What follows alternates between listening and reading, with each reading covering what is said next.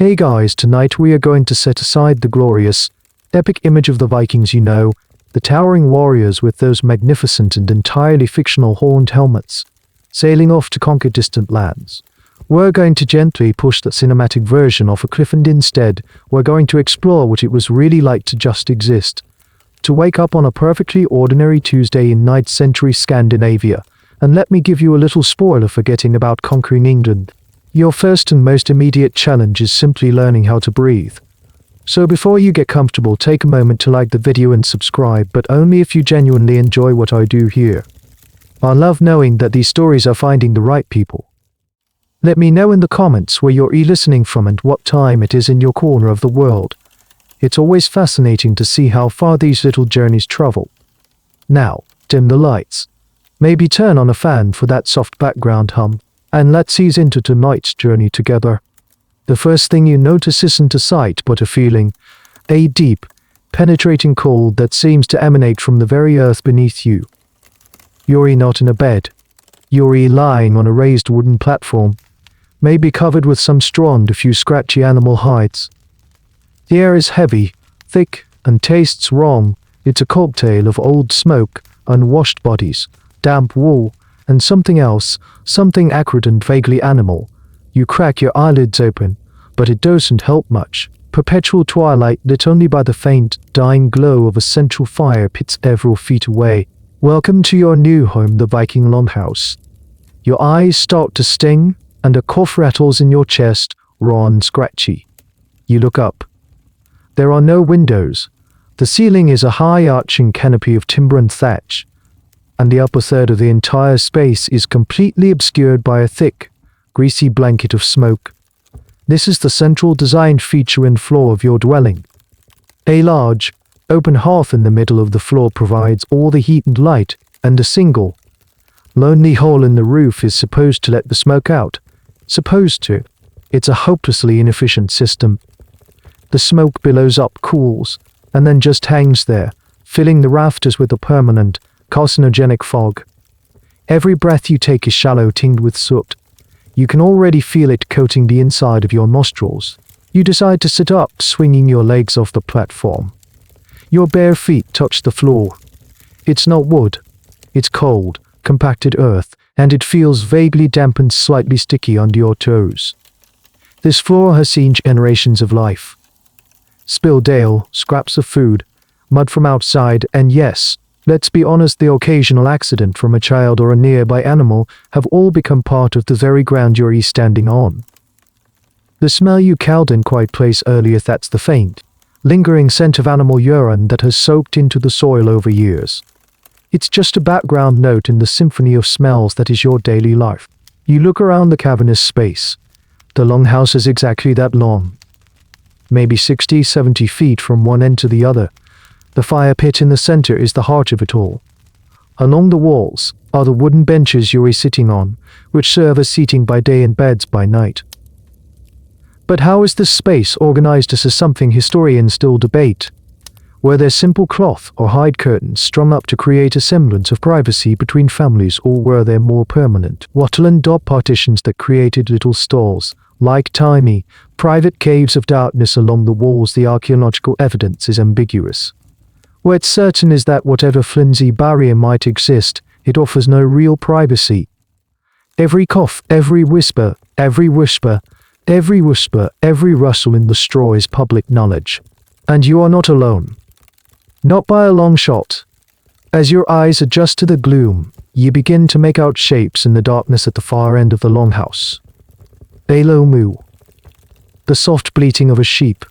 A snort. Oh, right. You have roommates. During the brutal Scandinavian winter, it was common practice to bring the most valuable livestock, a cow or two, some sheep, maybe a goat, inside the longhouse to protect them from the elements and from thieves. They live at one end, you live at the other. There's no wall separating you, just a general understanding of territory. Their warmth is a small benefit, but their smell, their sounds, and their droppings are now a permanent part of your domestic landscape. The faint light from the fire catches the particles of dust and soot dancing in the air, a never-ending, silent storm. This is your first test of survival. Not a battle, not a battle, not a voyage, just this room. The constant, low-grade smoke inhalation will likely lead to a lifetime of respiratory problems. The damp, filthy floor is a breeding ground for bacteria. The oppressive, unbroken darkness of the morning weighs on your mind. The day hasn't even truly begun, and you're already fighting for every breath. You can hear the others stirring, all of them. The sound starts as a soft chorus and quickly crescendo. A phlegm-like off from the old man to sleeping spots down HES, the patriarch of this clan, your grandfather. A baby begins to fuss. Its cry thin and sharp in the cold air. Someone on the other side of the fire pit groans as they roll over, the straw beneath them crackling like a small fire. There is no gentle, solitary awakening here. The longhouse wakes up all at once, a single, groggy organism stirring to life. Your modern concept of personal space has just packed its bags and fled screaming into the frozen woods. There is no you time. There is only us time, and it runs 24/7. You sit on the edge of your bench, trying to be as still as possible. But it's a futile effort. A cousin, no older than 15, stumbles past you, not even bothering to nod on his way to relieve himself outside. The heavy hide flap that serves as a door groans open, letting in a blast of shockingly cold, clean air that feels both wonderful and agonizing. It cuts through the thick, smoky atmosphere for a moment before the flap falls shut again, plunging you back into the gloom. The brief glimpse of the grey, pre-dawn light was just enough to show you the swirling snow outside. Now people are sitting up. Men, women, children, grandparents, parents, uncles, cousins, and maybe a few unrelated farmhands who have nowhere else to go. This is your family, your TT. In this world, the individual is fragile, the extended family is the unit of survival. And they are all here, sharing this single, oversized room with you. Modesty is a luxury you cannot afford. People are pulling on their tunics, adjusting their simple leather belts, and scratching themselves with a casual indifference that you find deeply unsettling. A woman a few feet away is breastfeeding her baby, her back to the fire, while talking in low tones to her husband, who is busy trying to relace a worn leather shoe. Every domestic act, from the most intimate to the most mundane, is a public performance. You see a woman pull a comb from a small leather pouch tied to her belt. It's carved from bone, a surprisingly intricate little object. This is a fascinating bit of Viking trivia for all their rough-and-tumble reputation. They were quite concerned with grooming. Archaeologists find combs, tweezers, and even little ear spoons in graves all the time. But here, in the dim light of the longhouse, you see the reality of it. She runs the comb through her long fair hair, but there's no mirror, no well-lit bathroom. She's doing it by feel, surrounded by a dozen other people. You can't help but wonder how many heads that single comb has seen service on. Personal hygiene items weren't always so personal. The hierarchy of this little society is mapped out in the very space you occupy, though the exact layout is something historians still puzzle over. The head of the household and his immediate family would almost certainly occupy the high seat area, the most comfortable spot, likely in the middle of the house, farthest from the door and the animals. But where do the less important members of the clan sleep? What about the thralls? The slaves captured in raids or born into servitude? The archaeological record shows the platforms, but it doesn't whisper the names or statuses of those who slept there. Some historians argue the thralls would have slept in the coldest, most drafty spot, right by the entrance. Others suggest they might have been housed in a separate, even cruder outbuilding, or perhaps, most chillingly, they slept at the far end with the livestock. Their status barely a step above the animals they tended. You look around, trying to read the unspoken map of power in the gloom. Who gets the thicker fur? Who is closest to the dying embers of the fire? A couple near the center of the room is having a disagreement. Their words are low and sharp, hissed whispers that still manage to carry across the entire space. Everyone else pointedly ignores them, busying themselves with small tasks, but you can feel the tension. Every ear is tuned in. There are no secrets here. No private quarrels that can be resolved behind a closed door, because there are no closed doors. Every joy, every sorrow, Every argument will be absorbed into the collective consciousness of the longhouse. It's a support system and a prison all at once. The old man, the patriarch, finally rises. He walks to the central hearth, his movements slow but deliberate. He picks up a piece of wood from a nearby pile that had to be chopped whole and dried, a constant, back-breaking chore, and carefully places it on the embers. He blows, his cheeks puffing out, until a small flame catches, licking at the dry timber. The fire strengthens, pushing back the shadows a few precious feet.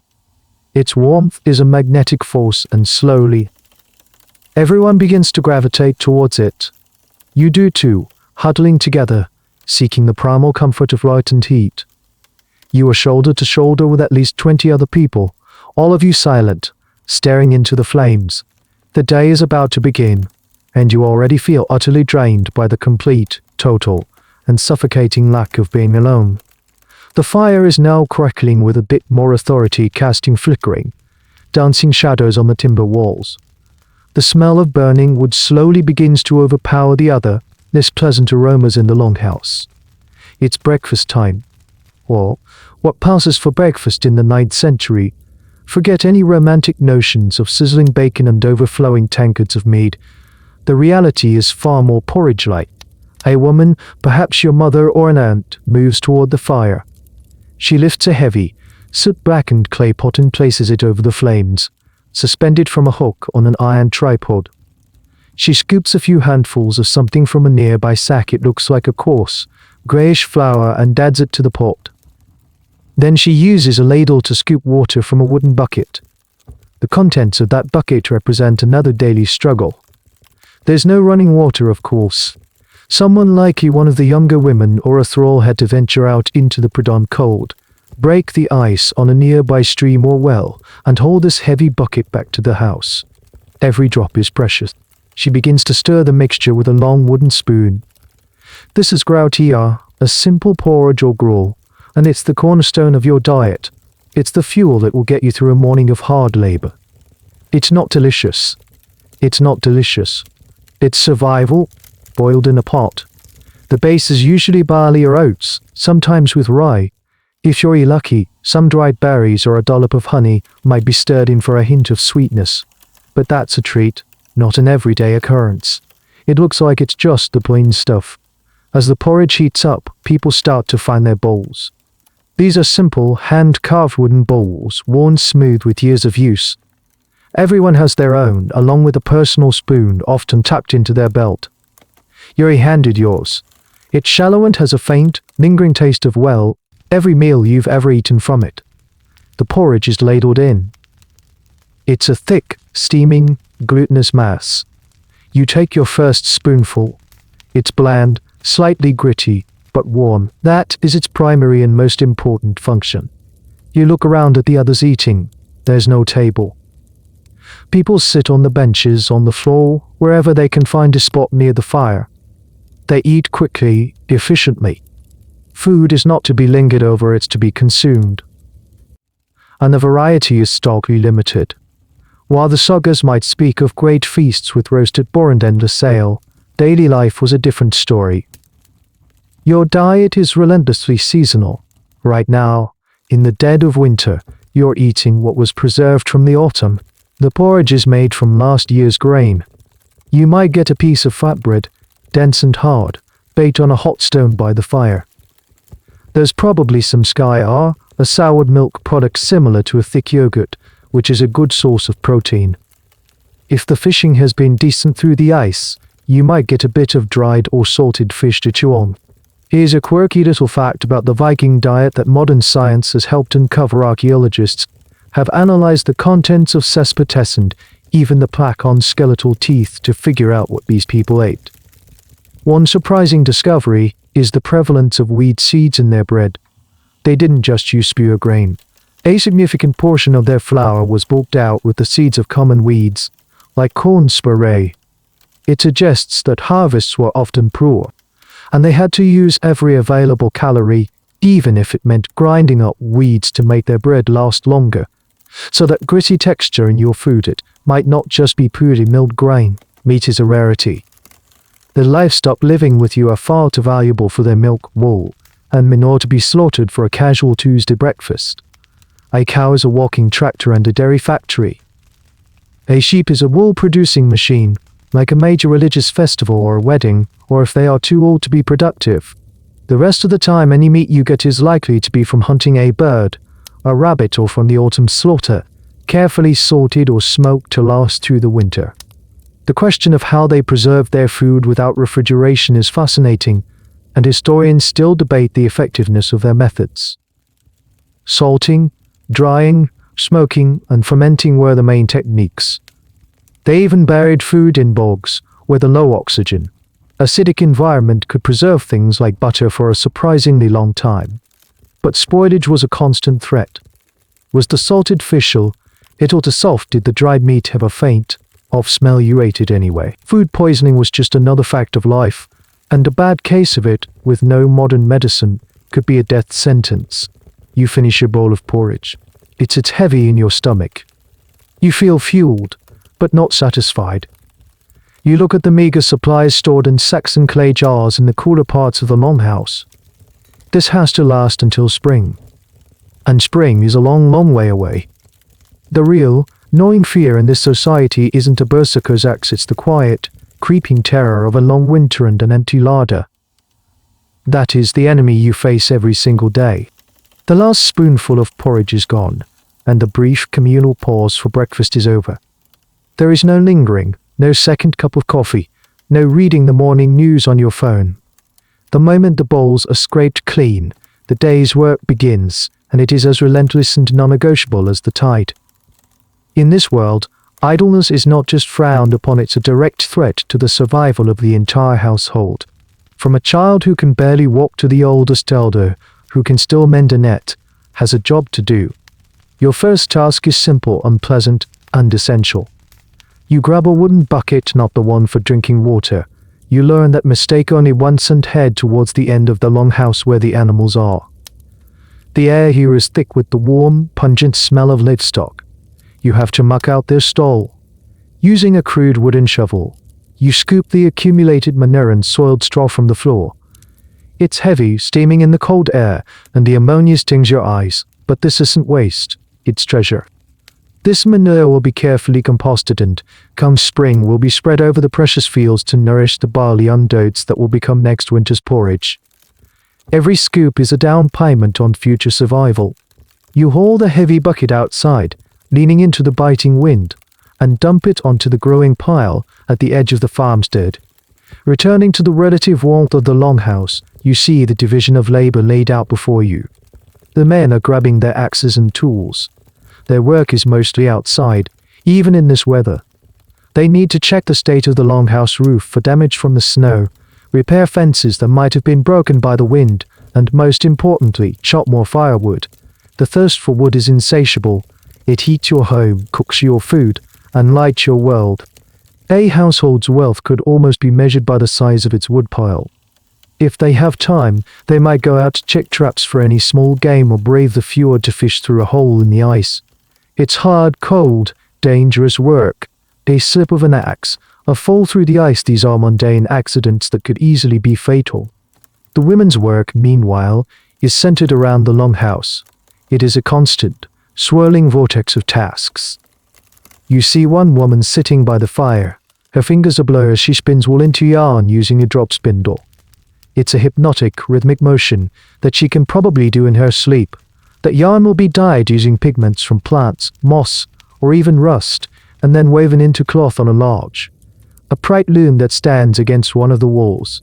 Clothing wasn't bought, it was made, from sheep to tunic, a process that took hundreds of hours of labor. You might be asked to help with the tedious task of carding the raw wool, combing it between two bristly pads to align the fibers before spinning. Your fingers will be raw and greasy from the linen and the wool. Another woman is grinding grain. She's kneeling before a large, saddle-shaped stone called a quern. She holds a smaller, rounded stone in her hands and rocks it back and forth, crushing the grains between the two stones. It's an incredibly laborious process.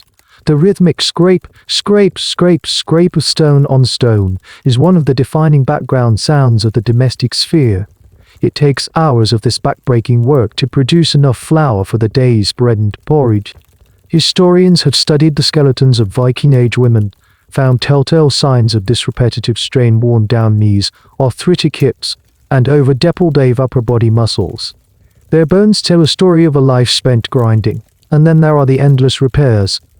A leather shoe with a worn sole needs stitching. A clay pot has a crack and needs to be sealed with birch tar. A fishing net has a hole that needs darning. Nothing is thrown away. Everything is repaired, repurposed, and reused until it literally falls apart. This is a world without disposable goods. Every object you see, every bowl, every piece of clutter of immense effort, and is treated with corresponding care. This brings us to a fascinating little detail: soap. Vikings did use soap. They made it themselves, of course, by boiling animal fat like tallow from sheep with ash. The resulting lye soap was harsh and probably didn't smell great, but it was functional. Personal hygiene was important, not just for comfort, but to keep mice and other pests at bay. However, the use of this precious soap was rationed. It was for bodies and hair, for washing clothes and hair, for washing clothes and hair. They were often just scrubbed with sand and water in a cold stream, or sometimes with stale urine, whose ammonia contented cleaning properties. It's a humbling thought. You are given a new task: take the water bucket and fetch more water. You pull on a thick wool cloak and wrap a scarf around your face, bracing yourself. You push open the hide flap and step outside. The wind hits you like a physical blow, driving snow into your eyes. The world is a swirling vortex of white and grey. You can barely see 10 in front of you. The path to the stream is a faint depression in the snow. You trudge forward, leaning into the gale, the empty bucket banging against your leg. Every step is an effort. This is not a grand adventure. This is just Tuesday, and the day is only a few hours old. You haven't even thought about lunch yet. After what feels like an eternity battling the wind, you make it back to the longhouse, the water in your bucket already threatening to freeze at the edges. You place it carefully by the hearth, and someone gives you a brief, appreciative nod. That's all the thanks you'll get or need. Duty fulfilled. Now, you finally have a moment to take stock of your own attire, to feel the clothes on your back not just as protection from the cold, but as a statement of your place in this world. You look down at yourself. You're wearing a simple, long-sleeved tunic. It's made of wool, and it's scratchy. Unbelievably scratchy. We have this modern, romantic image of soft, cozy wool sweaters, but the wool produced by Viking-age sheep was much coarser. The fine undercoat was used for better quality garments, but your everyday tunic is made from the tough, outer hair of the sheep. It's incredibly durable, water-resistant, and warm, but comfort is not its primary feature. The color is a sort of muddy brown, the natural shade of the sheep it came from. Brightly colored clothes were a sign of wealth, as dyes were expensive and time-consuming to produce. Madder root for red, weld for yellow, these were valuable commodities. A vibrant red tunic would be the equivalent of a designer jacket today, a clear signal of status. Underneath the wool tunic, you have an undertunic made of linen. This is a small mercy. Linen, derived from the flax plant, is much softer against the skin. But producing it is another monumental task. Flax has to be planted, harvested, and then put through a grilling process of etting, rotting, descutching, beating, and hackling combing, just to get the fibers, which are then spun and woven. Your linen undertunic represents countless hours of labor. You wear it until it literally disintegrates. Your trousers are also wool, held up not by a belt with a buckle, but by a simple drawstring. They are loose-fitting, allowing for ease of movement. Sometimes you might bind them with strips of cloth or leather from the ankle to the knee for extra warmth and protection, a bit like puttees. On your feet, you have simple shoes made of a single piece of leather, usually goatskin, folded around your foot and stitched at the heel. They are soft and mold to your feet, but offer little in the way of support or protection from sharp rocks. To keep your feet warm, you stuff them with dried grass or moss for insulation. It's a surprisingly effective, if slightly lumpy, solution. Now for a bit of myth-busting that's still a hot topic among reenactors and historians: leather. While we often imagine Vikings decked out in rugged leather armor and jerkins, archaeological evidence for this is surprisingly scarce. Leather was a valuable material, but it was primarily used for things like shoes, belts, pouches, and maybe some protective gear. A full leather tunic would have been incredibly expensive and not particularly practical for daily wear. Wool was the true fabric of the Viking Age. It was their high-tech performance material, and they were masters of its production. The debate still rages, however, about how much leather was used in military contexts. Was a simple leather jacket, a Lua's tagger mentioned in the sagas, a common piece of armor for the average warrior, or was it a rarity? The sagas say one thing, the archaeology shows another. You shiver, pulling your wool cloak tighter around you. It's a simple rectangle of heavy, dense wool, perhaps secured at the shoulder with a large pin made of bone or bronze. This is your all-purpose garment, your coat, your blanket, your shelter. If you were caught outside in a storm, you'd wrap yourself in it and hope for the best. And what about jewelry? You touch the simple twisted iron ring on your finger. It's your only adornment. Jewelry in the Viking Age wasn't just decorative, it was your bank account. In a world without minted currency for much of the period, wealth was portable. People wore their riches in the form of silver and gold rings, neck rings, and brooches. A chieftain might give his followers rings as a reward for their loyalty. He was a ring giver. If you needed to buy something, you might literally chop a piece off your silver arm ring. This hack silver economy is why archaeologists find so many chopped up bits of beautiful jewelry. Your plain iron ring signifies your status, just as clearly as a chieftain's massive silver one. You have nothing of value to chop up. You notice the woman who was weaving earlier. She has a pair of beautiful oval-shaped brooches, one on each shoulder, holding up a sort of apron dress over her tunic. Long strands of colored glass beads and perhaps a few silver coins are strung between them. This is the classic female attire of the Viking Age. Those brooches are her family's savings, a display of their prosperity. Tucked into her belt beside her comb and a small knife is a key, symbolic item indicating she is the mistress of the household, the one with authority over the locked storage chests where the real valuables were kept. Your own clothes are purely functional. They are stained, patched, and smell faintly of wood smoke and sweat. They are a constant, itchy reminder of your place in the world. They are not a form of self-expression. They are the uniform of survival, and the shift has just begun. The longhouse is starting to feel claustrophobic. The smoky air, a physical weight on your shoulders. You need to get out, even if it's just for a moment. You volunteer for a task no one else wants, checking the farther section of the fence line, down by the edge of the woods. It's an excuse for a few minutes of solitude, a precious commodity.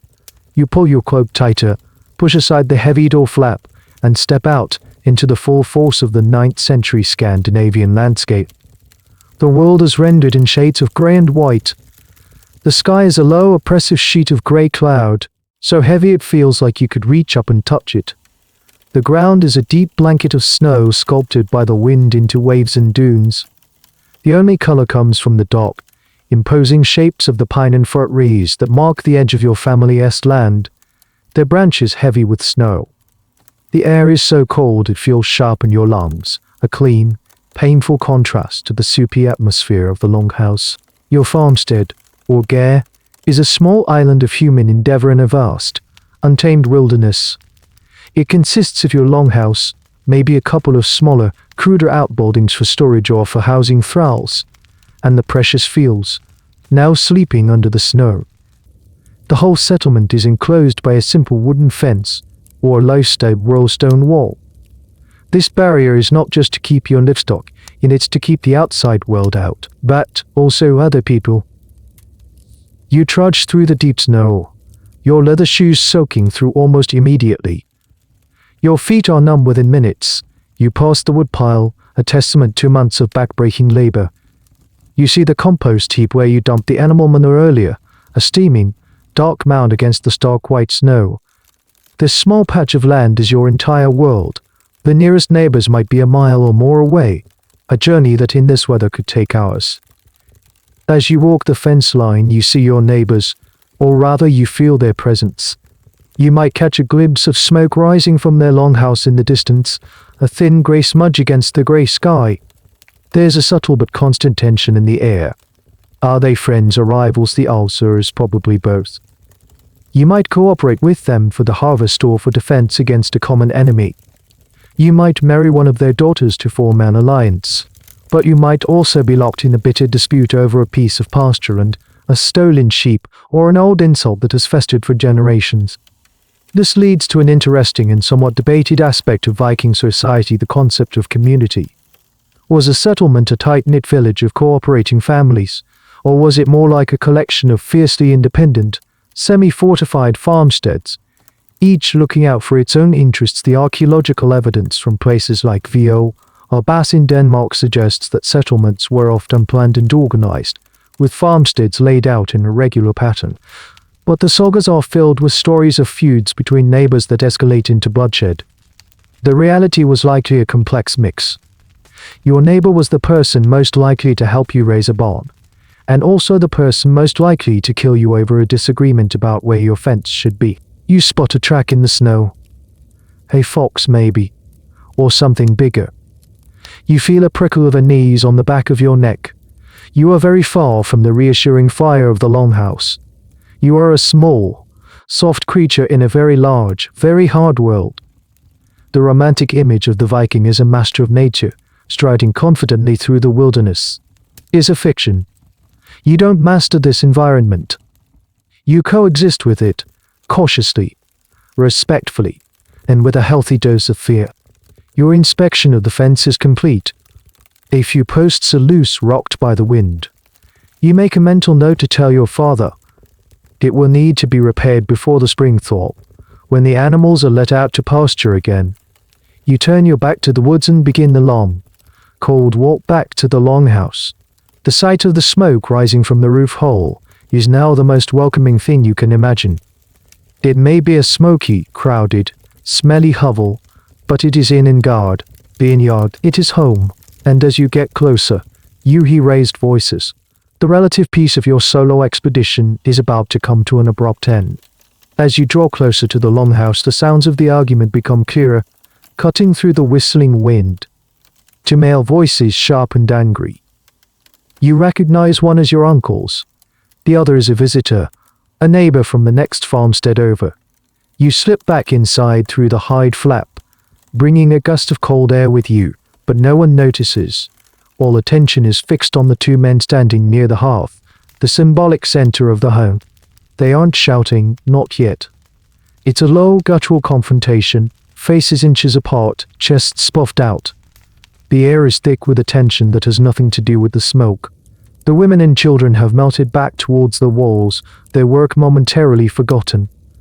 The other men of your household are standing by, not interfering, but watching. Their posture is casual, but their hands are close to the knives tucked into their belts.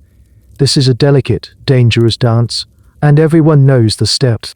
What could they possibly be arguing about with such intensity? East Ole and cow, they disputed property line? No. It's something far more flimsy and far more important. You piece it together from the hissed accusations. The neighbor is accusing your uncle of spreading a rumor that he is stingy and inhospitable, a miser with his mead. To your modern ears, it sounds like a petty squabble, playground-level name-calling. In the Viking world, this is a nuclear-level insult. It's an attack on the man's honor, his DYL. Honor was not an abstract virtue, it was the most valuable currency a person possessed. It was a combination of your reputation, your family's standing, your courage, and your generosity. It dictated how people treated you, whether they would trade with you, fight alongside you, or allow their children to marry into your family. A man with great honor was respected and feared. A man with no honor was less than nothing. He was a Neangior, an outcast, a social ghost. It could be damaged not just by your own actions, but by the words of others. This is why slander was such a deadly serious crime. There were specific, highly offensive forms of insult called knee. Accusing a man of being cowardly, unmanly, or, in this case, inhospitable was a direct assault. The famous Icelandic sagas are, in large part, chronicles of honor disputes. The Epic of Burnt Nagel, for instance, is a sprawling tragedy set in motion by a series of insults between two powerful women that spirals into decades of revenge and killing. The neighbor jabs a finger at your uncle's chest. You have shamed me. He snarls. You have lessened my worth. Your uncle doesn't flinch. I only spoke what others have seen, he retorts. Every word is chosen with care. A direct admission or a clumsy lie could make things worse. An apology might be seen as a sign of weakness, which would also damage his own honor. It's a conversational minefield.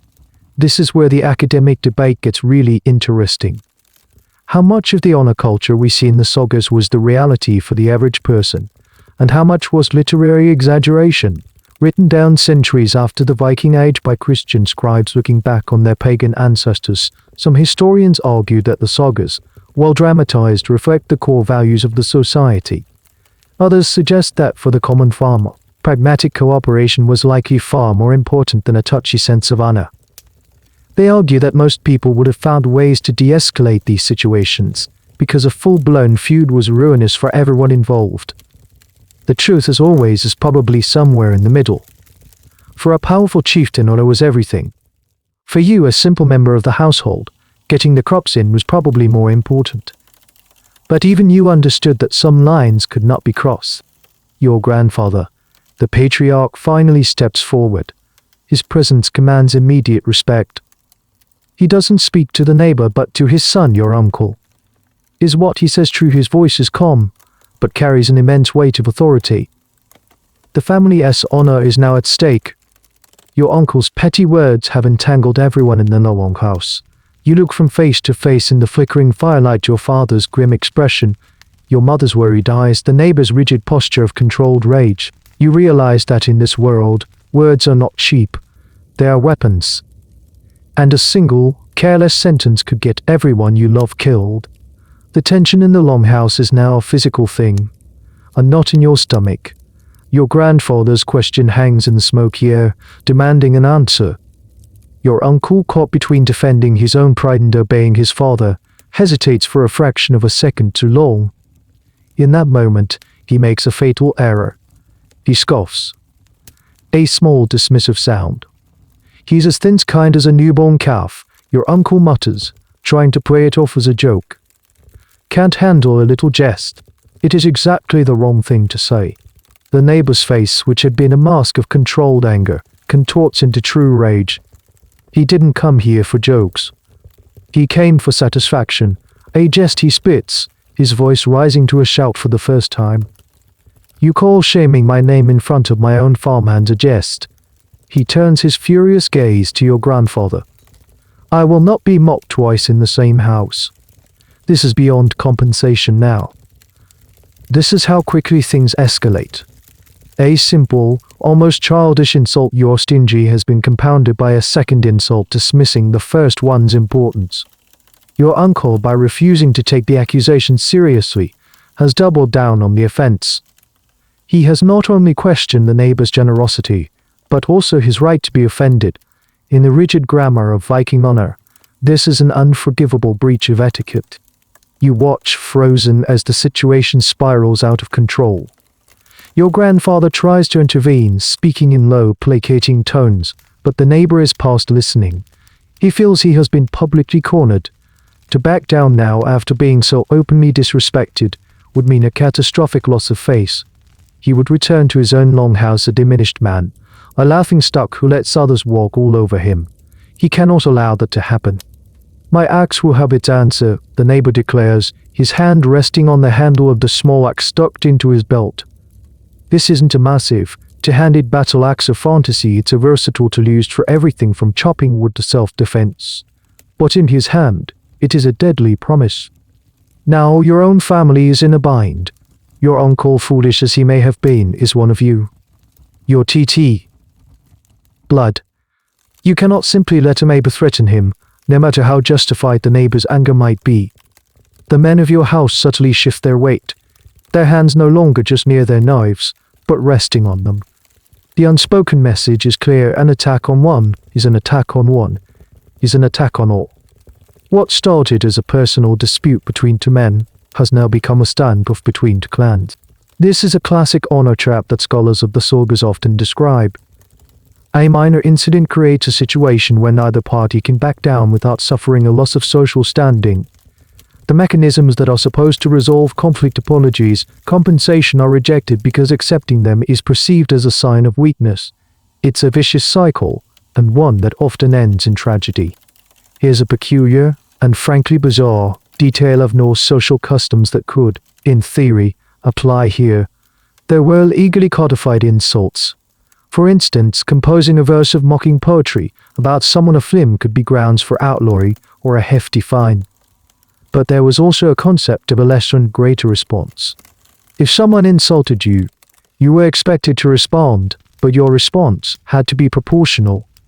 Killing a man for a simple name-calling incident might be seen as excessive, and could turn public opinion and the law against you. But now with the second, more public insult, the neighbor could argue that a violent response is justified.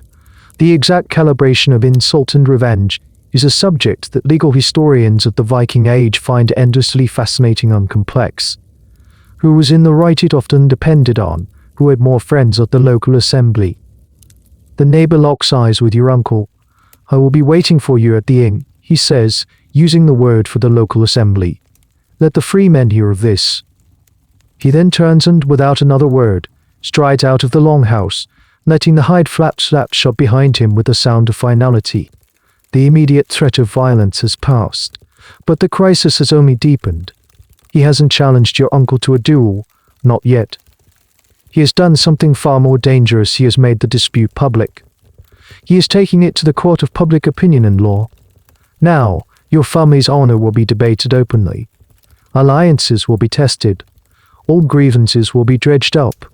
The simple, quiet rhythm of your day has been shattered, all because of a few careless words about the quality of a man's mead. You look at your uncle, whose face is now pale. The foolish bravado is gone, replaced by a dawning awareness of the abyss he has just opened up before all of you. The neighbor is gone, but his threat lingers in the air like the smoke. The longhouse is silent for a long moment, the only sound the crackling of the fire. Then your grandfather turns to your uncle, and the quiet fury in his eyes is more terrifying than any shouting. "You fool," he says, his voice low and level. "You have brought shame and trouble to my hearth. There is no greater condemnation. The coming days are thick with anxiety. The story of the confrontation spreads like wildfire. In a world without mass media, gossip and reputation are everything. Every time one of your family members meets someone from another farmstead, they are met with questioning looks, with whispers. The news is passed from longhouse to longhouse, carried by travelers and traders. The original insult has likely been twisted and exaggerated with each retelling. Your family is now the center of a local drama, and your collective honor is being weighed and judged by your peers. Finally, the day of the inn, the local assembly, arrives. The inn was the cornerstone of Norse society, a combination of a parliament, a courthouse, and a social gathering. There were local assemblies, regional ones, and even a great national assembly in places like Iceland, the Ailing Eye. This is where laws were recited, major decisions were made, and, most importantly for you, legal disputes were settled. You travel with the men of your family to the designated meeting place, a large, open field, perhaps marked by a sacred stone or a large mound. It's a cold, grey day, but the field is crowded. People have come from all over the district. It's a chance to trade goods, arrange marriages, share news, and of course to watch some legal drama unfold. You see your neighbor there, surrounded by his own kinsmen. They stand apart, a rival faction, their faces grim. There are no lawyers here, no robed judges. Justice is a community affair. The proceedings begin. The law speaker, a respected elder who was required to memorize 1/3 of the law code and recite it at the assembly each year, opens the session. He stands on a hill or a rock, his voice carrying over the crowd. Then cases are brought forward. Your neighbor steps up, his voice ringing with righteous anger as he formally makes his accusation against your uncle. He details the original insult and the subsequent mockery. He calls witnesses his farmhands who overheard the initial slander. They step forward and swear an oath on a sacred arm ring dedicated to a god like Thor or Ola to speak the truth. An oath was a profoundly serious matter. Breaking one was thought to bring divine retribution. Now it's your family's turn to respond. Your grandfather, as the head of the clan, speaks for you. This is a critical moment. He could try to deny the accusation, but the neighbor has witnesses. He could try to argue that the insult was minor, a jest, but that defense already failed spectacularly. Instead, he takes a different, wiser path. He acknowledges that words were spoken that caused offense. He doesn't apologize, that would be a loss of honor, but he offers to make things right. He formally offers a payment of compensation, the BTL. He suggests a sum, perhaps a few ounces of silver, or the value of a cow. This is where things get messy. There was no fixed schedule of fines for slander. The amount was subject to negotiation and depended on the status of the people involved. Insulting a past you far more than insulting a landless farmer. The crowd murmurs. Is the offer fair? Your neighbor scoffs at the amount, declaring it an insult in itself. His kinsmen shout back that the offer is more than generous. The inn devolves from a court of law into a shouting match.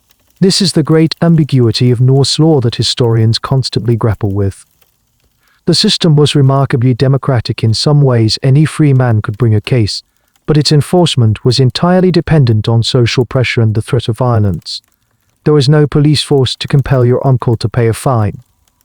If the assembly ruled against him, and he refused to accept the verdict, the only recourse was for the wronged party to enforce it themselves. The law gave them the right to attack your uncle without fear of being prosecuted for murder. In essence, the court could grant a license to kill. The two factions are now yelling at each other across the field. Your grandfather is trying to negotiate with the neighbor's chieftain, but they are at an impasse. You stand on the edge of the crowd, a knot of fear in your stomach. This is not going well. You can feel the support of the assembly wavering. Your uncle's arrogance has cost your family dearly in the court of public opinion. Then the neighbor raises his voice above the din. The offer is an insult. The shame is too great. I will not accept silver for my honor. He points directly at your uncle. I challenge him to home gang. A hush falls over the crowd. The word hangs in the frozen air. A duel. A formal, ritualized fight to settle the matter.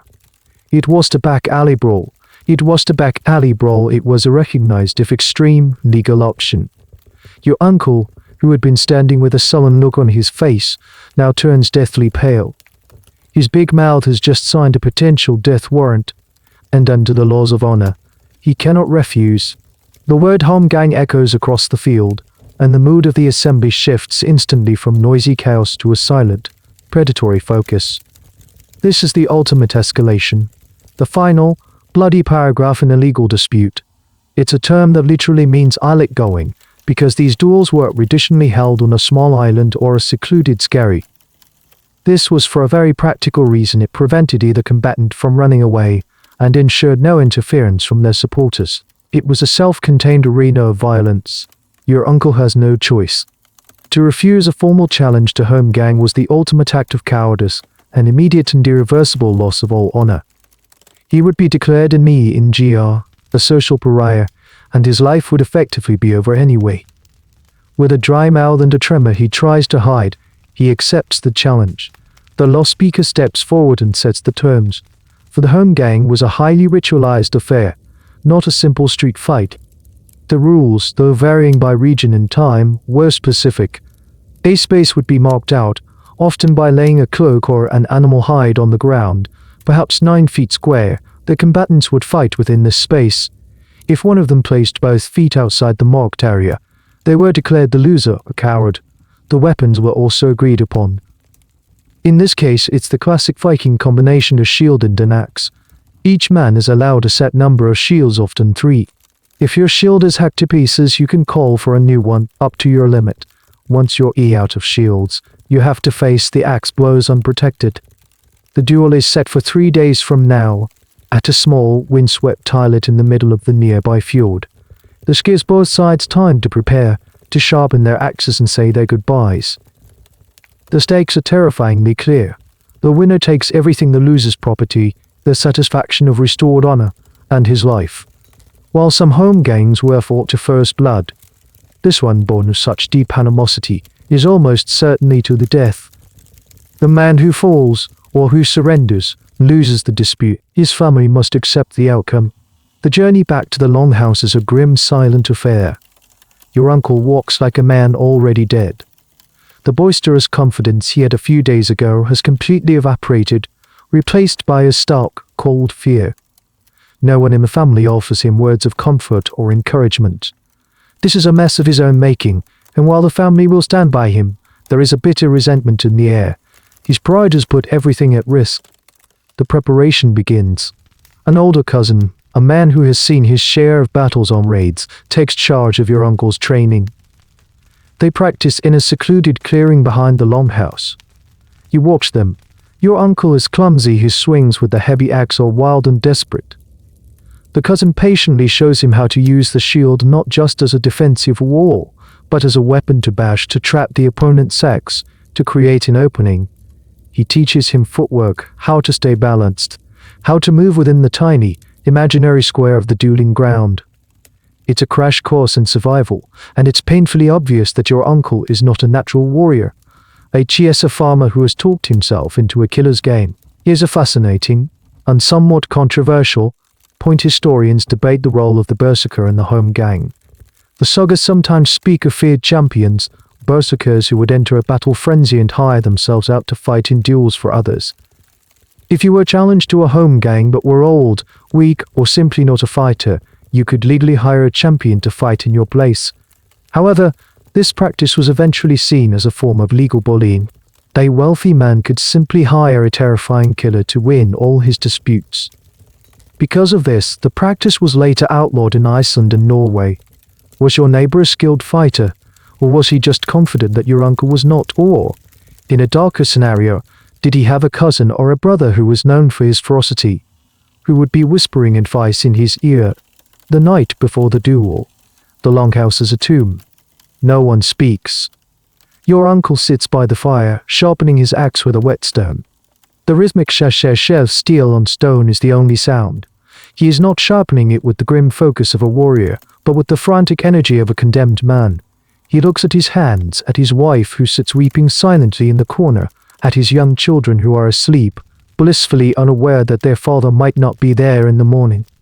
You lie on your sleeping platform, staring into the smoky darkness, listening to the sound of the whetstone. The entire legal and social structure of your world has funneled down to this single brutal point to men in a small square, with sharp pieces of metal. Your family's property, its honor, its future, all now rests on the arm of a man who you know deep in your heart is probably going to die. And the worst part is, you know he deserves it. But he's still your blood. And you will have to watch. The day of the home gang dawns cold and clear, the sky a harsh pale blue. The wind coming off the fjord is sharp, carrying the salty smell of the sea. There's no ceremony, no grand procession. Two boats are pulled down to the shore. One for your family, one for the neighbors. You all pile in, a grim and silent congregation. The only sounds are the creak of the oars in their locks and the rhythmic splash of them dipping into the icy water. The islet is a desolate place, a windswept hump of rock and frozen turf, barely large enough for a handful of people. As you land, you see the dueling ground has already been marked out. A large square of dark oilcloth is pegged to the frozen earth. It looks and small. Your uncle stumbles as he gets out of the boat, and your father has to steady him. The neighbor is already there, standing with his kinsman. He looks calm, confident. He's been here before. The rules are recited one last time, 3 shields each. The fight ends with death, surrender, or if one man is pushed or flees from the square. A man stands ready with the spare shields. Your uncle is handed his first shield, a round wooden disc with a central iron boss. It feels flimsy, inadequate. His knuckles are white where he grips his axe. He looks small and pathetic against the vast, indifferent backdrop of the sky and the sea. The 2 men step onto the cloth. They are alone now, in their own little world of violence. They circle each other for a moment, shields up, axes held ready. The first blow is struck by the neighbor. It's not a wild swing, but a fast, probing strike at the edge of your uncle's shield. The sound of axe on wood is a sharp, sickening crack that echoes in the cold air. Your uncle stumbles back, but keeps his footing. He is purely on the defensive, just trying to weather the storm. The fight is a brutal, clumsy ballet. It's not the elegant, swirling swordplay of movies. It's a grinding, physical contest of strength and stamina. The neighbor is relentless, hammering at your uncle's shield, forcing him back, testing his balance. Your uncle can only block, his arm tiring under the repeated impacts. Chips of wood fly from the rim of his shield. Another heavy blow, and the shield splits, a long crack appearing in the wood. New shield. Your grandfather yells, his voice raw. The fight pauses for a moment as your uncle's broken shield is tossed aside and a new one is thrown to him. He snatches it up, his breath coming in ragged gasps. The pause is brief, but it's long enough for you to see the terror in his eyes. The duel resumes. This time your uncle, perhaps out of sheer desperation, tries to attack. He lunges forward, swinging his axe. It's a wild, telegraphed move. The neighbor easily sidesteps it, and as your uncle stumbles off balance, the neighbor brings his own axe around in a swift, vicious arc. It doesn't strike flesh, but smashes into your uncle's leg, just below the knee. The sound of the bone breaking is sickeningly clear.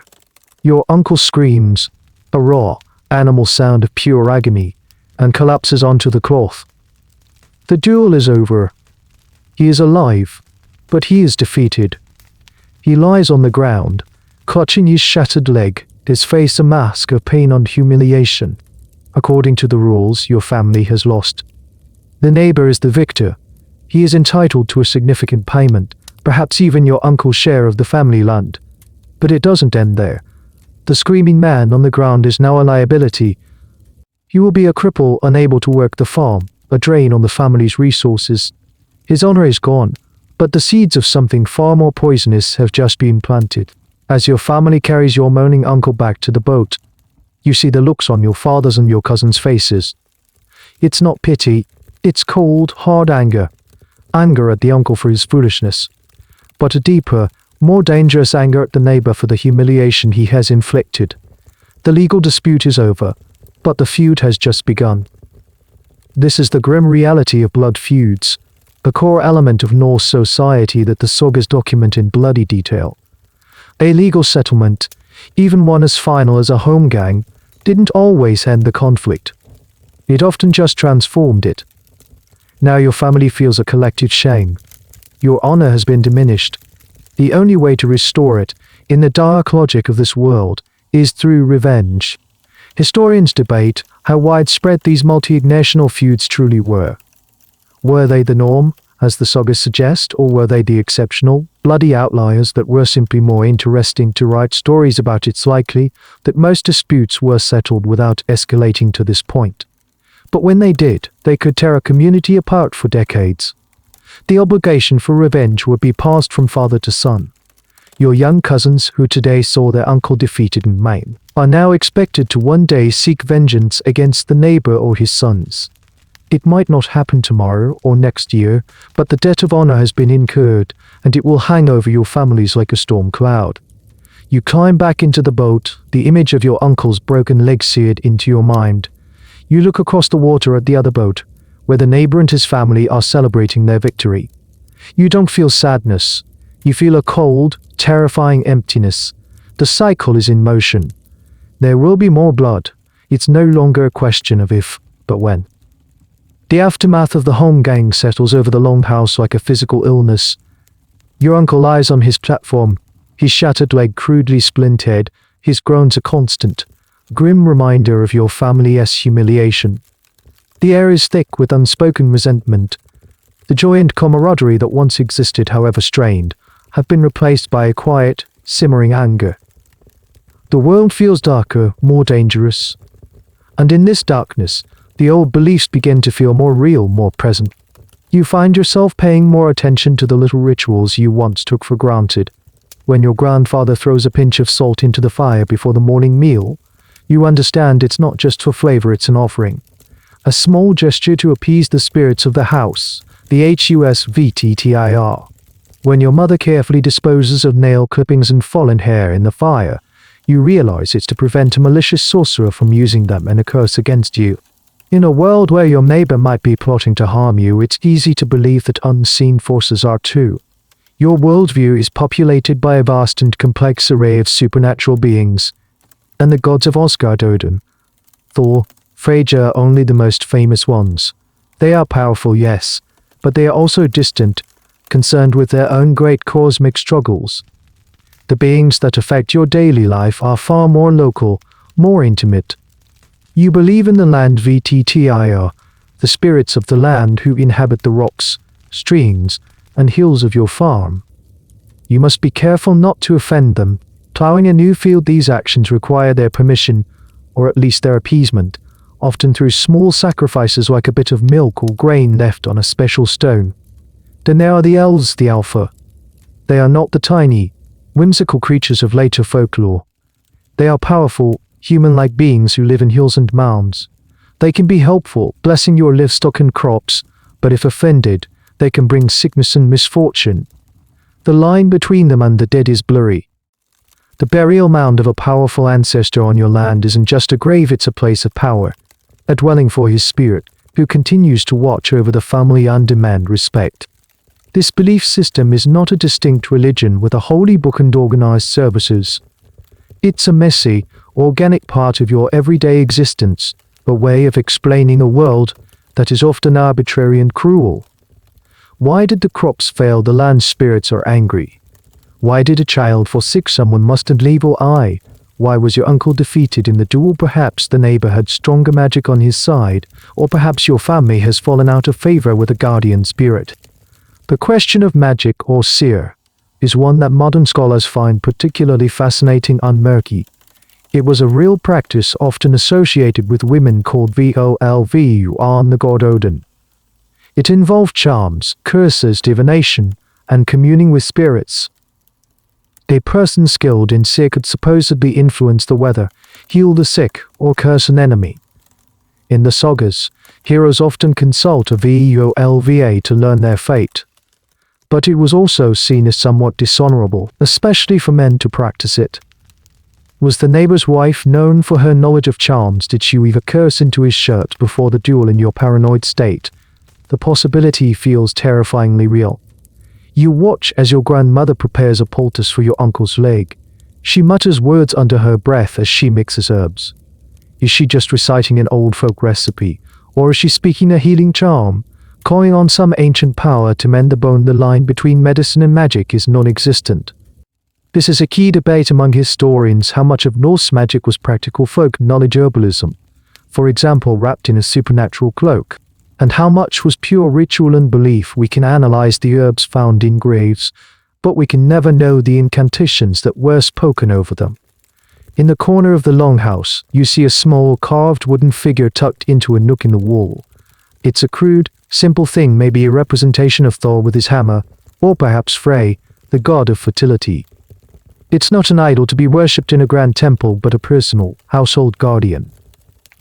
You find yourself touching it as you walk by, a small, unconscious gesture of hope.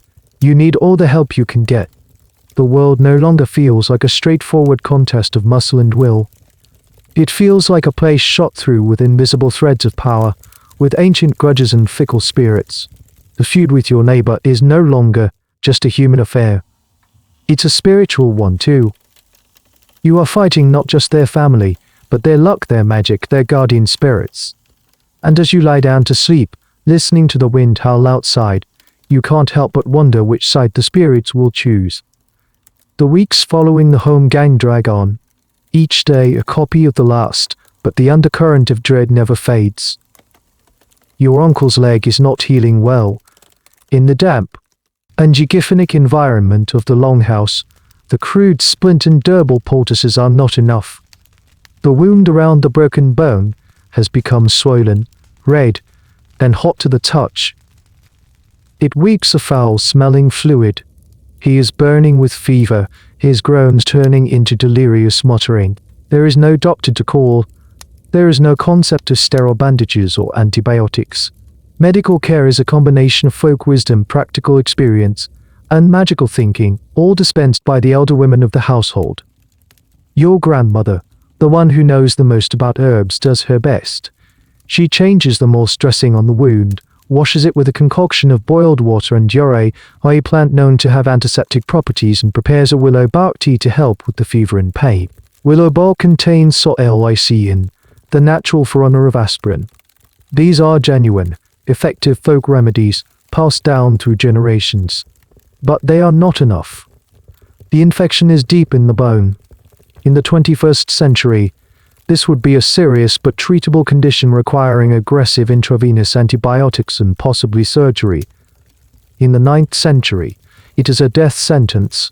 You watch helplessly as your uncle wastes away, his strong farmer's body consumed by the raging infection. Sickness and injury are the silent, ever-present predators in your world. A simple cut from a knife while skinning a rabbit, a splinter from chopping wood, a gash from a sharp rock, any break in the skin, is a potential gateway for lethal infection. Tetanus, gangrene, sepsis, these are the swift and brutal killers that claim far more lives than any Viking axe. Ailments that we consider minor inconveniences today, a bad chest cold, a stomach flu, a tooth that could easily spiral into life-threatening illnesses. Pneumonia was a common killer, especially in the smoky, crowded longhouses. Dysentery could wipe out an entire family. Archaeological evidence paints a grim picture. Skeletons from the Viking Age show signs of incredible hardship. They reveal heel fractures. People were skilled at setting bones, but also rampant dental problems.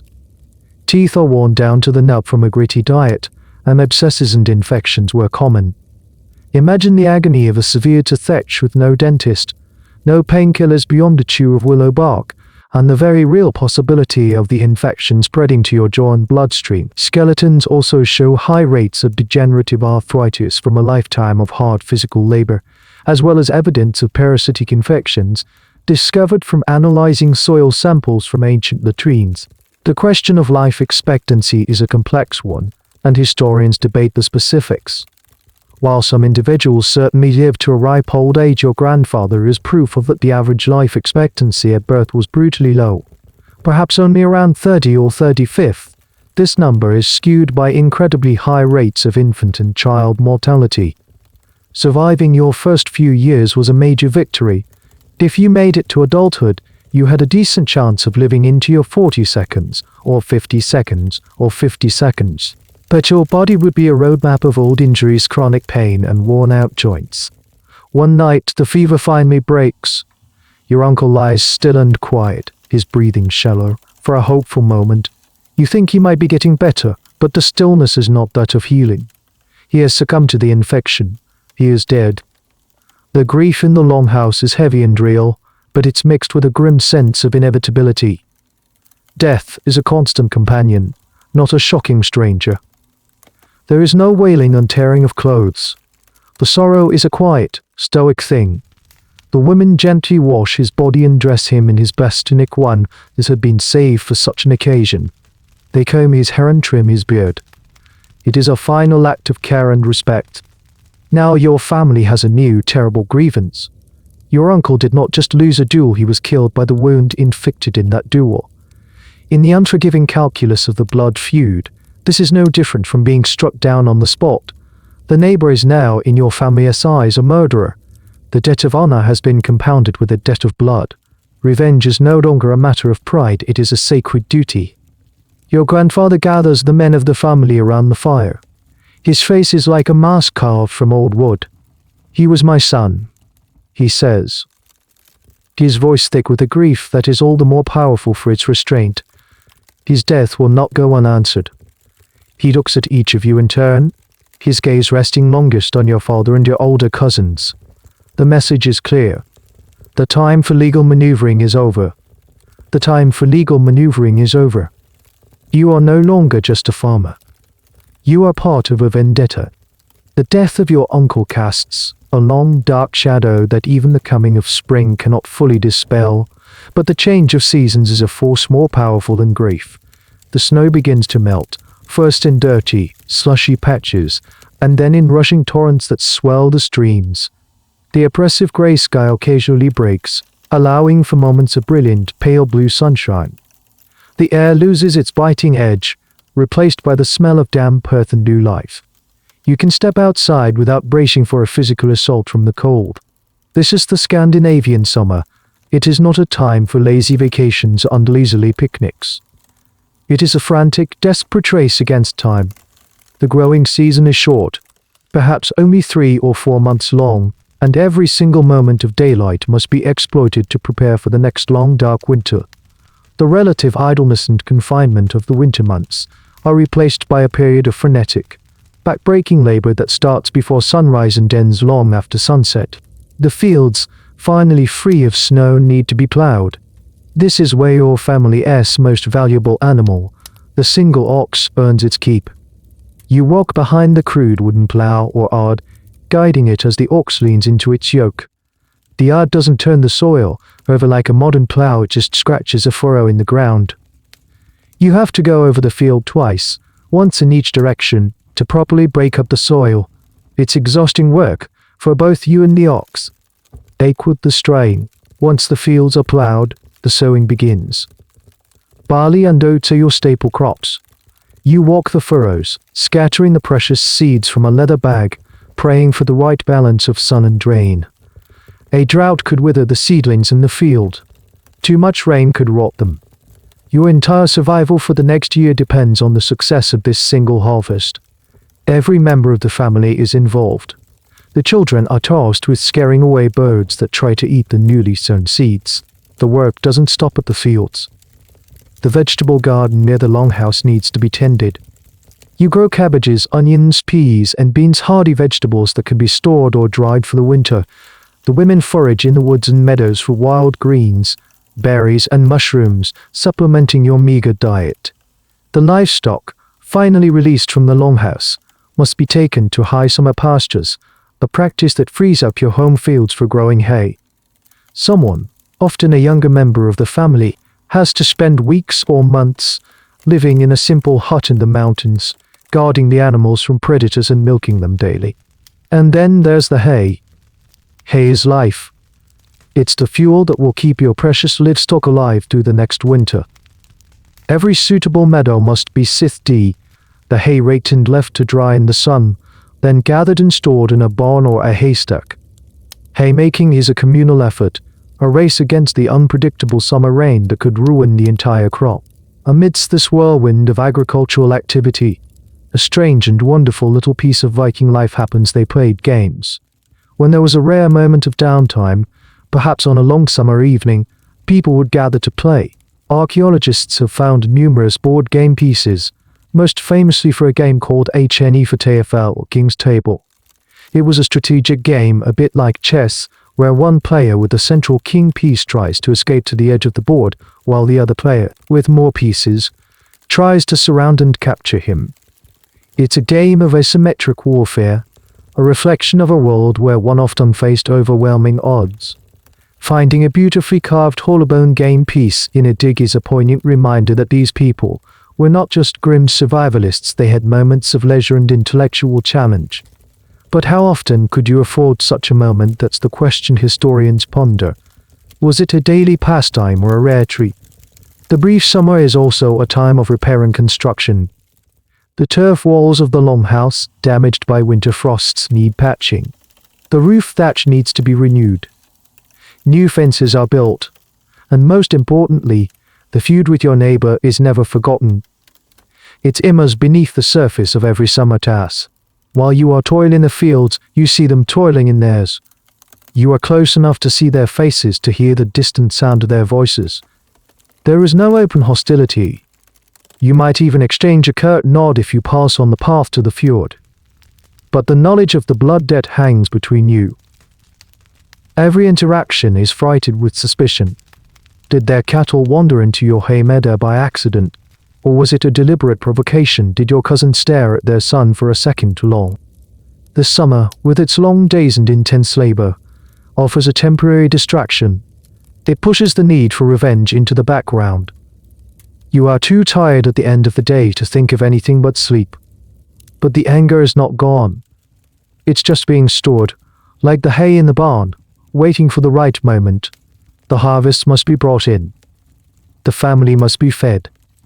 But once the granaries are full and the days begin to shorten again, the debt will be remembered. A deep breath before the violence resumes. The harvest is in. The grain has been cut, threshed, and stored. The hay is stacked high. A sense of weary satisfaction settles over the farmstead. You have done it. You have enough food to survive another winter, but as the agricultural cycle winds down, another cycle begins to spin up. The days are growing shorter, the air crisper. And on the shores of the fjord, a different kind of energy is building. It's the season of the raid. You see them down by the water's edge, the chieftains, the warriors, the ambitious young men with something to prove. They are gathering around the longships, the sleek, beautiful, terrifying vessels that are the key to Viking power and wealth. They are inspecting the hulls, radaring the planks, checking the rigging. The iconic striped sails are being brought out of storage and mended. The mood is one of excitement, of anticipation. This is the other half of the Viking economy. While you were farming to survive, they were preparing to go raiding to get rich. You are not a natural warrior. You are a farmer. Your hands are calloused from the plow and the sieve, not the axe handle, but the pressure to join them is immense. It comes from all sides. Your younger cousins, their heads filled with heroic poems and stories of glorious battles, are desperate to go. They see it as their chance to win fame, wealth, and respect. To them, a life spent on the farm is a life wasted. They boast about the silver they will bring back, the fine clothes they will buy. The pressure also comes from your family. The home gang and your uncle's death have left a stain on your family's honor and a hole in its finances. The compensation owed to the neighbor was steep. Your family is poorer now, its status diminished. A successful raid could change everything. A single share of the plunder, a silver arm ring, a handful of foreign coins, a fine sword could restore the family's wealth and prestige in a single season. Your father doesn't order you to go, but you see the hope in his eyes when he looks at you and your cousins. You are the family's best chance to recover its losses. And then there is the societal pressure. In this world, a man's worth is often measured by his martial prowess and his generosity. A chieftain who doesn't lead successful raids will lose his followers. A young man who never goes a Viking, the old Norse term for going on an expedition in courage. He might find it harder to attract a wife from a good family. Staying home is safe, but it's also a path to obscurity. The decision to go is not a simple one. It's a terrifying gamble. The sagas are full of triumphant homecomings, but they conveniently leave out the countless ships that never returned. The sea is a fickle and dangerous monster. A sudden storm could swallow a ship whole, sending everyone on board to a cold, anonymous grave. Navigational errors could leave a crew lost in the vastness of the North Atlantic, slowly starving to death. And the raids themselves were incredibly dangerous. The monks of Lindisfarne and the villages of Frontier were not always passive victims. They fought back. A raider stood a very real chance of being killed by a desperate farmer with a pitchfork or a well-aimed arrow from a defender on a stockade wall. Historians have long debated the primary motivation for the Viking raids. Was it overpopulation in Scandinavia, forcing young men to seek their fortunes elsewhere? Was it a response to the growing power of Charlemagne's empire to the south? Was it a desire for revenge against Christian encroachment, or was it, as many now believe, primarily an economic activity? Raiding was a high-risk, high-reward enterprise, a violent form of international trade and asset acquisition. They weren't just stealing gold, they were after portable wealth of all kinds, including livestock, grain, and, most chillingly, people. The slave trade was a hugely profitable part of the Viking economy. You stand by the longhouse watching the preparations down at the shore. You weigh the options in your mind. Stay here and face a life of backbreaking, repetitive farm labor, forever living in the shadow of your family's diminished honor. Go and face the terror of the sea and the bloody chaos of battle with the small chance of returning as a hero, wealthy man. Your cousin claps you on the back, a wide, eager grin on his face. Are you coming with us? They say the monasteries in the west are filled with gold. Well, be rich. His enthusiasm is infectious, but it doesn't quiet the knot of fear in your stomach. The decision is made for you when your father quietly hands you the family's second-best axe. It's not a gift, it's an order. You will risk your life to restore the family's fortunes. As you take the axe, its weight feels cold and alien in your hand. You are no longer just a farmer caught in a feud. You are about to become a Viking. The day of departure arrives. The air is filled with a strange mix of emotions, the tearful goodbyes of wives and mothers, the boisterous bravado of the warriors, and a palpable, underlying tremor of fear. You stand on the stony beach, your few meager possessions bundled in a leather sack. You have your axe, a small knife, a wool cloak that will be your only protection against the elements. You are one of perhaps 30 men boarding the long ship. The ship itself is a masterpiece of engineering, a thing of terrifying beauty. It's long, narrow, and shallow-drafted, designed for speed and for navigating rivers as well as open seas. The overlapping, clinker-built planks give the hollow flexibility that allows it to ride the waves rather than fight them. There is no cabin, no shelter, no deck. It is, in essence, a very large, very elegant open boat. You find a spot on one of the wooden chests that line the gunwales. These chests hold the crew's gear and double as rowing benches. There is no below deck.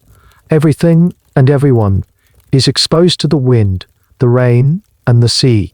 The great, square sail is hoisted. It catches the wind with a satisfying thump, and the ship surges forward, gliding out of the fjord. You look back at the shoreline at your family standing there, growing smaller until they are just indistinct figures against the green and grey of the land. A profound sense of dislocation washes over you. The solid, predictable world of the farmstead is gone, replaced by the endless, shifting motion of the water. Life on board is immediately and intensely miserable. The North Sea is not a gentle place. The ship pitches and rolls in the choppy waves, a relentless, nauseating motion. Seasoned sailors seem untroubled, but you and the other first-timers are soon overcome with sea's inskos. You spend the first day hunched over the side, retching by into the cold, grey water, your stomach a knot of agony. There is no privacy for your misery, no sympathy from the veteran. It is a weakness you are expected to overcome quickly. Your personal space is the width of your own shoulders. You are crammed together on the rowing benches, elbow to elbow, knee to knee. At night, you don't go to bed. You huddle in your spot, pulling your cloak tight, trying to find a position to sleep in while the ship continues its violent dance with the waves. Sleep comes only in short, fitful bursts, punctuated by the creak of the hull, the snap of the sail, and the constant, chilling dampness that seeps into your bones. And then there's the water. It's everywhere. Salt spray constantly showers the boat, drenching you and your gear. When the waves are high, they break over the side, sloshing around your feet in the bottom of the boat. Everyone has to take a turn bailing, a frantic, endless task. You are never truly dry. Your old cloak, a godsend in many ways because it stays warm even when wet, becomes a heavy, sodden weight. Food is as grim as the weather. There's no fire on board for cooking. You eat what you bought hardtack or rock hard, a leavened biscuit that you have to gnaw on, dried fish, and salted meat. It's monotonous, salty fare that only increases your thirst. Fresh water is strictly rationed, doled out in small, unsatisfying cups. This harsh reality of Viking sea travel is something historians have pieced together from the sagas, archaeological finds like the incredible Osberger and Geokastad ships, and modern replica voyages. People have built and sailed copies of Viking longships across the North Atlantic, and their logs are a testament to the sheer physical and mental endurance required. They speak of the brutal cold, the constant wetness, the cramped conditions, and the overwhelming fatigue. One of the less discussed but critical challenges is simple exposure. Hypothermia was a constant, deadly threat. A man who fell overboard in the frigid waters of the North Sea would be dead in minutes. The sky is a ceiling of endless grey cloud. The sea is a shifting landscape of grey waves. There is no landmark, no point of reference, just the vast, empty expanse of water. You lose track of time. Is it the third day, the fourth? The world has shrunk to this single, 60-foot vessel and the 30 miserable souls on board. The heroic glamour of the raid has been stripped away, replaced by the grim, mundane reality of survival at sea. You are not a warrior. You are cold, wet, sick, and scared. One evening the wind picks up. The sky darkens ominously. The sea, which had been merely choppy, begins to swell into monstrous, rolling mountains of dark water. The chieftain shouts orders, his voice barely audible over the howl of the wind. The great sail is lowered and secured with frantic haste. The men grab the oars. You are in a storm. The ship climbs a wave that seems to scrape the sky, hangs for a terrifying moment at its peak, and then plunges down into the trough with a stomach-lurching crash that feels like it will split the hull apart. Water pours over the sides. The world is a roaring chaos of wind and water. You can do nothing but hold on, bail for your life, and pray to whatever gods might be listening. The storm rages for what feels like an eternity. Your world is reduced to a primal struggle against the elements. You row until your muscles scream and your hands are raw and blistered. You bail until your back is a solid knot of pain. The line between day and night blurs into a single, continuous twilight terror. The long ship, for all its masterful design, feels like a fragile leaf tossed on a furious ocean. You see the fear even in the eyes of the veteran sailors. They have been through storms before, but every storm is a roll of the dice. When the tempest finally breaks, it leaves behind an eerie calm. The sea is a glassy, undulating plain under a bruised-looking sky. The ship is still afloat, but it is battered. One of the oars has been snapped, and a section of the gunwale is splintered. Worst of all, the large cask of fresh water, their main supply, was smashed during the worst of the storm, and most of its precious contents have been lost, sloshing in the bilge with the cold seawater. The immediate danger has passed, but a new, more insidious one has taken its place. You are lost. The chieftain and the navigator stand at the stern, squinting at the sky, their faces edged with worry. Viking navigation was a remarkable art, but it was also an imprecise one. They had no compasses, no sextants, no GPS.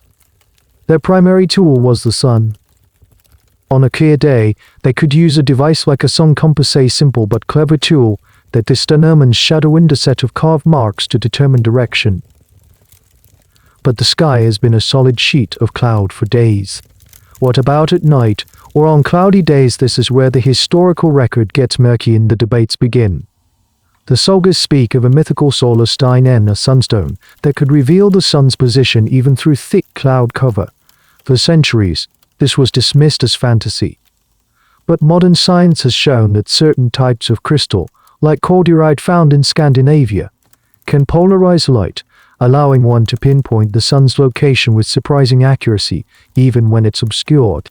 Archaeologists have found such crystals in Viking Age sites, but were they actually used for navigation, or were they just ornaments? It's a tantalizing mystery that historians and physicists are still trying to solve. Whatever methods your navigator has, they have failed. He has no sun, no stars, and after being tossed about by the storm for days, he's dead, reckoning his mental map of speed, time, and direction is hopelessly scrambled. He points in a direction that he thinks is west, towards the coast of England, but it's just a guess. The ship turns, the oars dip into the water, and you begin to the water, and you begin to row, but no one knows if you are rowing towards land or deeper into the endless void of the Atlantic. Days pass, the water rationing becomes severe. You are limited to a few sips a day, barely enough to wet your cracked lips. The thirst is a constant, maddening ache. Your tongue feels thick and swollen in your mouth. The hardtack is impossible to eat. There is no moisture in your mouth to soften it. You gnaw on dried fish. The sun is only intensifying your craving for water. The mood on the ship coalesces from weary camaraderie to sullen despair. Men become withdrawn, hoarding their energy. Small arguments break out over imagined slights. The initial excitement of the raid is a bitter, distant memory. There is no glory here, only the slow, grinding misery of thirst and uncertainty. You look at the faces of your crewmates, and you see your own fear reflected back at you. Men who boasted of the warriors they would slay now look like frightened boys. One of the younger men begins to crack. He starts sweeping, calling for his mother. Then he starts drinking seawater, ignoring the desperate shouts of the others. The salt overload quickly leads to delirium. He babbles incoherently, his eyes wide and unfocused. Within a day he is dead. His body is unceremoniously wrapped in his cloak and slipped over the side. There is no prayer, no ceremony. It is a grim preview of what awaits all of you. Your hopes rise and fall with cruel regularity. A dark shape on the horizon turns out to be just a cloud.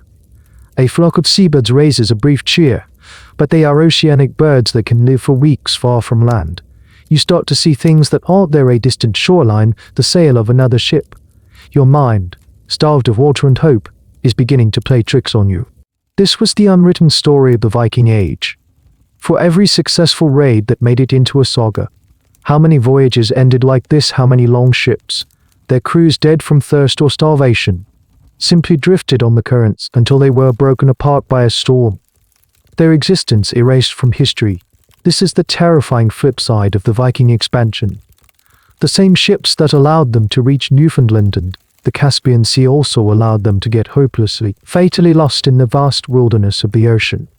You lie on the hard bench, your body weak, your mind foggy. You are no longer thinking of honor or silver or revenge. You are thinking of the stream behind your longhouse, the feel of its clean, cold water on your hands. It is the most precious treasure in the world. As darkness falls, you close your eyes, not knowing if you will have the strength to open them again. Just as despair becomes a permanent state, a cry comes from the bow of the ship. Land. The word is thin, croaked through a dry throat, but it electrifies the crew. You struggle to sit up, your head swimming. You follow the man's pointing finger, and there on the horizon is a low, dark smudge. It's not a cloud, it's real land. A renewed, desperate energy surges through the men. Those who can still stand grab the oars, and the ship begins to move with a purpose it hasn't had in weeks. As you draw closer, the smudge resolves into a green and brown coastline. You can see trees, a beach. You can almost smell the earth. It is no idea where you are. Is it England, France, or Ireland? But it doesn't matter. The chieftain steers the ship towards a small, sheltered cove, a perfect place to make landfall unnoticed. As the ship's keel scrapes against the sandy bottom, men leap over the side into the shallow water, stumbling and crawling towards the beach. You fall to your knees at the edge of a small stream that trickles down to the sea and plunge your face into the water. It is the most exquisite sensation you have ever felt. After the initial, desperate relief of finding water and solid ground, the original purpose of your voyage reasserts itself. The chieftain and the veteran warriors scout the area. They return with news there's a small settlement a few miles inland. It's not a fortified town, just a cluster of buildings around a stone church. A monastery. The mood shifts again. The gaunt, half-dead survivors you were a day ago are transforming back into warriors. Axes are sharpened. Shields are checked. The chieftain outlines the plan. It is simple and brutal. You will approach under the cover of the pre-dawn darkness, surround the settlement, and attack at first light. The goal is speed, shock, and terror. You are not there to conquer or to occupy. You are there to conquer or to occupy. You are there to smash, grab, and get out before any organized resistance can be mounted. You are part of this now. The fear is still there, a cold knot in your stomach, but it's mixed with a strange, feral excitement, an adrenaline-fueled anticipation. You are part of the wolf pack, and the hunt is on. You move through the woods in the darkness, a silent line of shadowy figures. The skills you learned as a farmer moving quietly, reading the land are useful here. You can smell the wood smoke from the settlement's hearths long before you can see it. You take your position with a group of others at the edge of the woods, looking down at the sleeping village. It seems so peaceful, so vulnerable. You see the stone church, a few large timber holes, and smaller huts. You see the shapes of penned and sheep and cattle.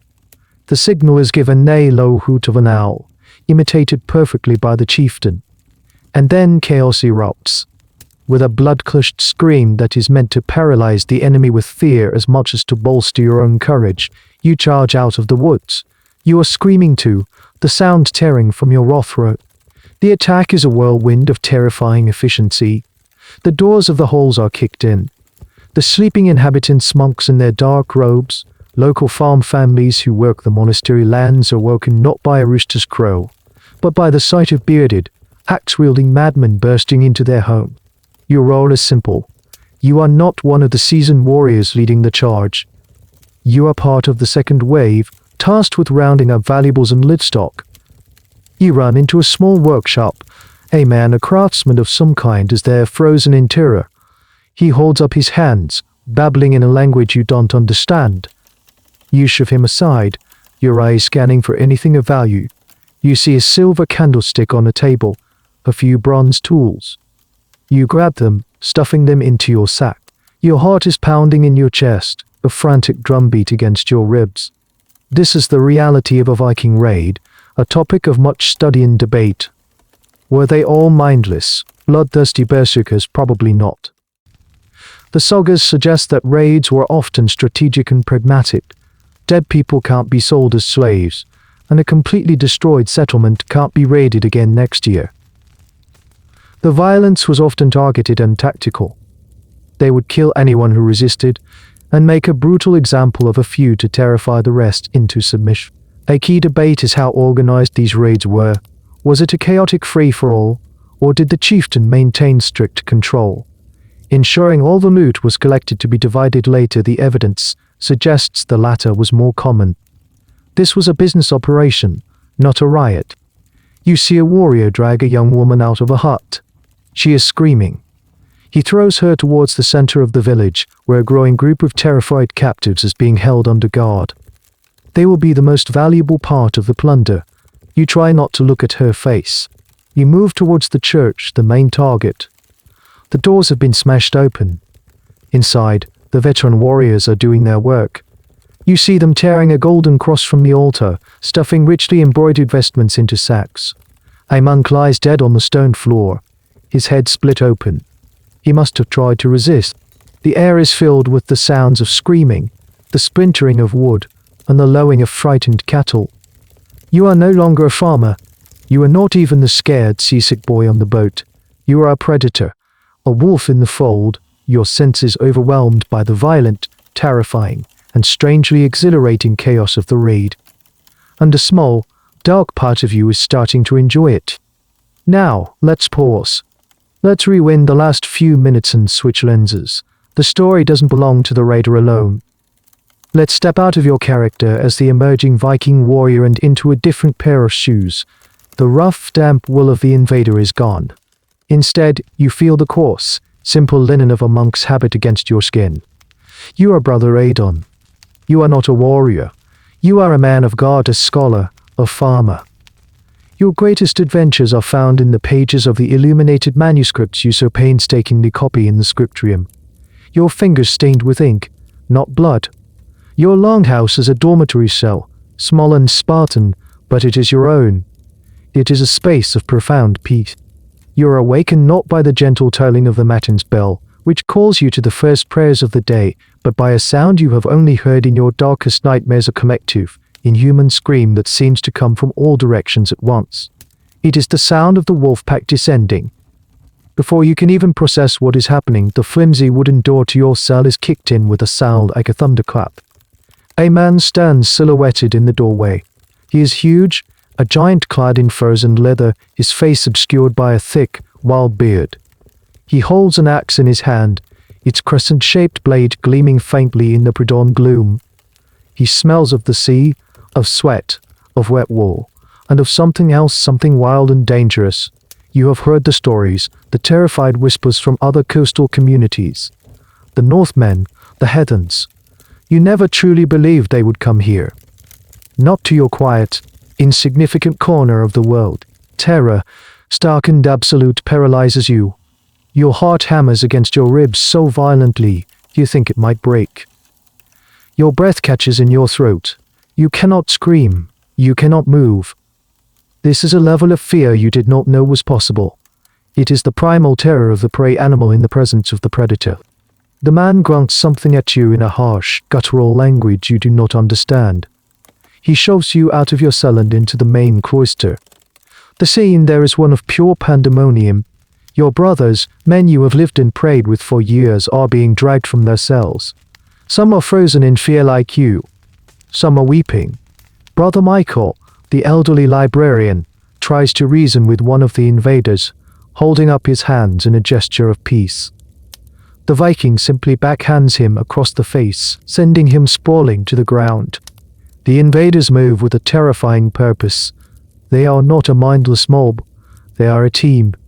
Some are focused on subduing the monks, others are smashing their way into the church, and still others are rounding up the lay families who live and work on the monastery's land. You see a woman, the wife of the monastery's blacksmith, being dragged from her hut, her children clinging to her legs screaming. This shift in perspective is crucial for understanding the Viking Age. For every saga celebrating a hero's triumphant return with a ship full of plunder, there is an unwritten anti-saga of the victims. The chronicles from England, Ireland, and France are filled with these stories. They describe the Vikings not as dashing adventurers, but as fiery dragons, pagan horrors, and a harrowing of the local people. They record the destruction of churches, the burning of libraries filled with irreplaceable knowledge, and the slaughter of clergy. Historians must constantly navigate these two opposing narratives. Is the truth with the heroic poet in Scandinavia or the terrified chronicler in Anglo-Saxon England? The answer, of course, is that both are true. They are two sides of the same bloody coin. A man who was a loyal follower, a brave warrior, and a generous ring giver to his own people was, from the other perspective, a brutal terrorist and a slaver. You are herded with the other captives into the center of the compound. You watch in horror as the Vikings desecrate your church. They swarm out, their arms laden with your most sacred treasures. The golden crucifix from the altar, the silver chalice used for communion, the jeweled cover of your most precious gospel book, all are treated as mere chunks of metal, raw material for their portable wealth. They smash open the reliquary, scattering the bone fragments of your founding saint on the ground, and keep only the silver box that contained them. It is a sacrilege so profound it makes you physically sick. A chieftain, clearly the leader, inspects the captives. He is making a cold, calculated assessment. He looks at your hands, soft from scholarly work, and moves on. He looks at the blacksmith's hands, strong and calloused, and nods. The blacksmith is valuable. He looks at the blacksmith's wife, who is young and healthy. She is valuable. He looks at you and the other monks. What is your value? You can't be sold as a laborer. Perhaps you can be ransomed if your community can scrape together enough silver. The raid is over in less than an hour. It is a whirlwind of violence that has shattered your world completely. The invaders are already preparing to leave, loading their plunder and their human cargo onto their long ship. As you are shoved towards the beach, you look back at your home. The church door hangs broken. The bodies of those who resisted lie where they fell. The air is thick with the smell of smoke from a burning storehouse. The light at your small corner of Christendom has been extinguished, and you are now just another piece of loot. You are back in the long ship, but this time your perspective is different. You are no longer one of the crew, but part of the cargo.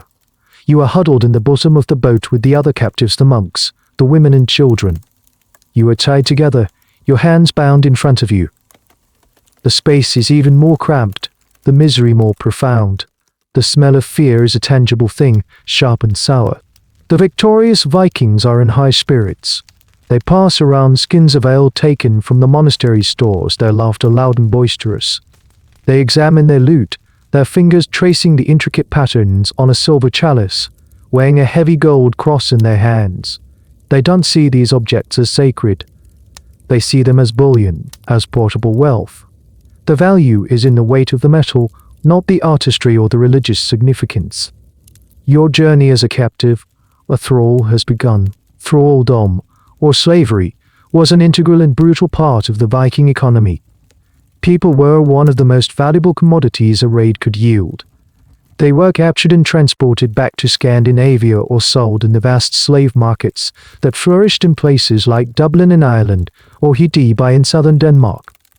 From there, they could be sold on to the Byzantine Empire or the Abbasid Caliphate. Their lives scattered to the far corners of the known world. The treatment of thralls on the voyage home was purely pragmatic. You are valuable cargo, so they will keep you alive, but just barely. You are given a little water, a crust of hard tread, enough to prevent you from dying. but you are exposed to the same sun, the same drenching sea spray as your captors, with only the thin clothes on your back for protection. The young woman captured from the village weeps silently, trying to comfort her two small children, who are bewildered and terrified. The blacksmith stares ahead, his face a mask of cold fury and utter helplessness. This is a side of the Viking story that is often glossed over, but which modern archaeology and genetic studies are bringing into sharper focus. Analysis of ancient DNA from Viking graves in Scandinavia has revealed individuals with genetic markers from Ireland, Scotland, and the Slavic lands, confirming they were people forcibly taken from their homelands. Isotope analysis of teeth, which can reveal the geology of the area where a person grew up, tells the same story. The Viking world was far more multicultural than previously imagined, but much of that diversity was built on the back of the slave trade. The question of how thralls were treated is complex and debated by historians. The sagas and law codes paint a grim picture. A thrall was property, a chattel. They could be bought, sold, beaten, and even killed by their owner with impunity. Their children were born into slavery. They performed the hardest, most menial labor, mucking out the animal stalls, grinding grain on the heavy quern stones, hauling water and firewood. Yet, the reality may have been more nuanced. A skilled thrall like the blacksmith was a valuable asset and might be treated relatively well to protect the owner's investment. There was also a path to freedom or manumission. An owner could free a thrall as an act of generosity, or a thrall could sometimes buy their own freedom if they were allowed to earn money through their craft. But for most, thralldom was a life sentence of hard labor and social death. You look at the faces of your captors. To you, they are monstrous heathens, demons in human form. But you also see glimpses of something else. You see one of the younger Vikings, not much more than a boy, looking out at the sea with a homesick expression. You see another carefully tending to a cut on his friend's arm. They are not a monolithic horde of monsters. They are men. They have families, homes, fears, loyalties. This realization is not comforting. Their brutality is not the product of some demonic nature, it's a human choice, a business decision. You, as Brother Aidan, might be one of the lucky ones. A literate man, a cleric, is more valuable as a ransom subject than as a field hand. When you get back to your captor's homeland, he might send a message back to your ruined monastery or to a neighboring church demanding a payment of silver for your return. Your community, impoverished as it is, will try to raise the funds. They will melt down their remaining silver, beg from other communities. Your life depends on their ability to pay. But what about the blacksmith? What about the young woman and her children? There will be no ransom for them. They will be taken to a slave market. The mother will be separated from her children, sold to different buyers. They will never see each other again. The blacksmith will spend the rest of his life showing horses and forging tools for a Norse chieftain, his own name and history erased, his only identity being the property of another man. This is the true, devastating price of the silver and gold piled in the bottom of the longship. It is paid in shattered lives and stolen futures. As you lie in the bilge, the salt water soaking into your habit, you are no longer Brother Aidan, you are simply plunder. After what feels like a lifetime, the ship makes landfall. But this is not the familiar green coast of your homeland. This is the jagged, imposing shoreline of Norway, a landscape of dark mountains plunging into deep, cold fjords. This is the raider's home. You are hauled out of the boat, your legs stiffened weak, and shoved onto the stony beach. You look up and see the longhouse. It's a larger, more prosperous version of the one you imagined in your first few days of this journey, but it has the same smoky, intimidating presence. The return of the longship is a cause for celebration. The whole community comes out to greet the victorious warriors. There are cheers, embraces, tears of relief. The men who were grim-faced sailors and brutal killers just days before are now husbands, fathers, and sons, returning to the fold. They strut with a swagger, displaying their newfound wealth. One man has a fine new sword looted from a fallen enemy. Another wears a cloak of brightly colored wool, a luxury item from a foreign market. Your captor, the man whose face has haunted your nightmares, is greeted by a wife and a small son who runs into his arms. It's a scene of domestic warmth that is deeply, profoundly unsettling. Then comes the division of the spoils. This is a critical and often contentious moment. The chieftain stands before the assembled crew, and all the loot, the silver, the gold, the weapons, the fine cloth, and you, the human captives, is laid out. The chieftain takes his share first, usually a larger portion in recognition of his leadership and his ownership of the ship. Then, the rest is divided among the crew. The exact system of division is something historians still debate. Was it an even split, or did veteran warriors get a larger share than first-timers like the boy who used to be? The sagas suggest a formal system, often involving casting lots, to ensure fairness and prevent disputes. An argument breaks out. Two of the warriors are claiming the same silver-inlaid axe. Their voices rise, and for a moment, the celebratory atmosphere evaporates, replaced by the same tense, honor-driven aggression you witnessed in your own longhouse what feels like a lifetime ago. The chieftain has to step in, his voice like the crack of a whip, to restore order. It's a stark reminder that the violence of the Viking world was not just directed outwards. It was a constant threat from within. The bonds of the shield were were strong, but they were strained by greed and pride. You and the other captives are divided up along with the inanimate treasure.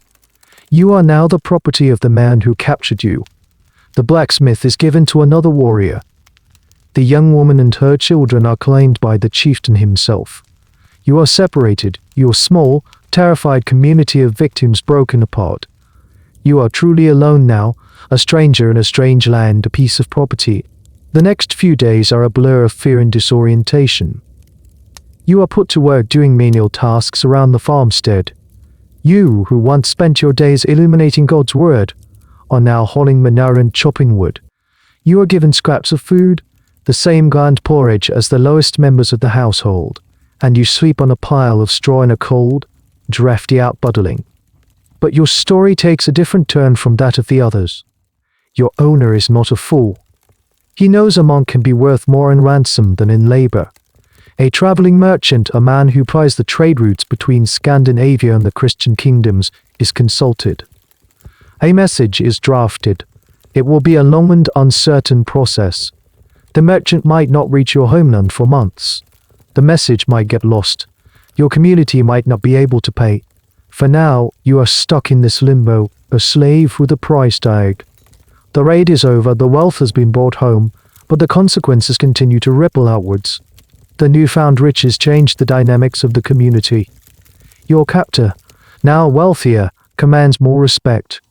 He can afford to be more generous, to host a feast, to give gifts to his followers, strengthening his position. He might use his new wealth to attract more warriors for a bigger raid next year. Success breeds success. But it also breeds envy. The families whose men did not return, or who came back with only a meager share, look upon your owner's new prosperity with resentment. The wealth brought from your home has not created peace. Here it has only sown the seeds for future conflicts. The cycle of greed, honor, and violence is primed to begin anew. You are living proof of its cost. The frenetic energy of the raids return and the subsequent division of spoils slowly dissipates, replaced by the familiar, urgent rhythm of autumn.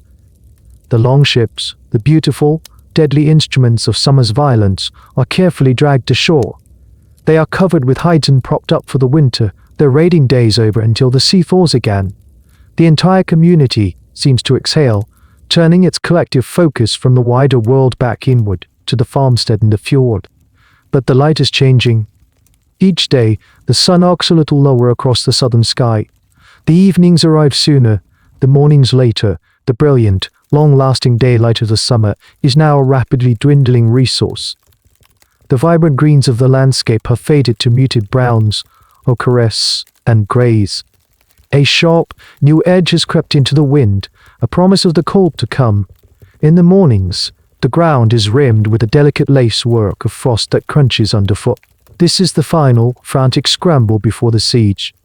The war now is not against foreign monks or coastal villages, but against the approaching winter, and it is a war that cannot be won, and Thrall is engaged in the last-minute tasks of preparation.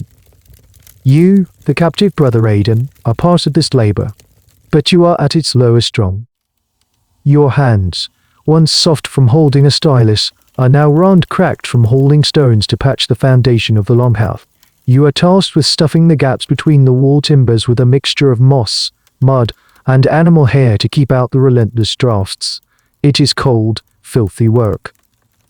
The final stores are brought in, barrels of smoked fish and salted meat are stacked in the cool, dark corners of a storehouse. The last of the cabbages and root vegetables are buried in pits to keep them from freezing. The ale that was brewed from the summer barley is now fermenting in large vats, a precious source of calories and cheer for the dark months ahead. There is an urgency to every action, a shared, unspoken understanding that the window of opportunity is closing. For the Viking family, this is a time of consolidation, of battening down the hatches. For you, it is a time of profound and terrifying isolation. You work alongside them, but you are not one of them. You don't understand their jokes, their casual conversations are a meaningless jumble of Old Norse, and you are separated by a gulf of culture, religion, and status. While they prepare to face the winter as a family, a cohesive unit huddling together for warmth and support, you are an alien element, a ghost at their hearth. The cold you feel is more than just physical, it is a deep, existential chill. The start of winter wasn't just a gradual cooling, it was a formal event in the Norse calendar. They marked the changing of the seasons with a festival called Vet-Arntir, the Winter Nights. It was a 3-day feast that officially began the winter half of the year. This is a topic of some debate for historians. Was it a single, universally celebrated holiday, or a more general term for various local feasts happening around the same time? The sagas tell us it was a time for feasting, drinking, and, crucially, for sacrifices, to appease the gods and the spirits, to ask for their protection through the long darkness. An animal, perhaps a horse or a boar, would be killed, its blood sprinkled on the altar in the participants, and its meat cooked and shared in a great communal meal. You witness such a feast. You are not a participant, but an observer from the shadows. You watch as the patriarch of the family offers a toast to Odin for victory, to Frey for fertility and a good harvest, and to the spirits of their ancestors. You see them feast on roasted pork, a rare treat, their faces ruddy and cheerful in the firelight. To them, this is a sacred and necessary tradition. To you, it is a terrifying pagan ritual, a confirmation that you have been dragged into a world of heathens and darkness. Then, one afternoon, the sky turns a heavy, uniform grey. The air becomes unnaturally still. And then the first flakes begin to fall. They are not the light, fleeting flurries of early autumn. They are large, heavy, and wet, falling with a silent, determined persistence. Within an hour, the ground is covered. By nightfall, a thick, white blanket has smothered the entire landscape. The snow transforms the world. It muffles all sound, creating a profound and unsettling silence. The familiar shapes of the hills, the fjord, the neighboring farmsteads are softened and erased, blended into a single, seamless expanse of white. The world outside the longhouse has become an alien planet. The heavy hide flap of the longhouse door is dropped into place. A large wooden bar is slid across it from the inside. The lock has been shut out, and you have been shut in. You look around at the smoky, crowded interior, at the faces of your captors, at the flickering fire that will be your only sun for months to come. The true enemy, the long dark, Scandinavian winter, has arrived. It is not an army you can fight or a storm you can ride out, and the sentence has just begun. The door is barred. The world outside has disappeared under a blanket of white, and the world inside has shrunk to the dimensions of this single long room. The initial novelty of the first snowfall quickly wears off, replaced by a crushing, monotonous reality. You are now a prisoner, not just of your captors, but of the season itself. The darkness is the first thing that truly presses in on you. The days are shockingly short.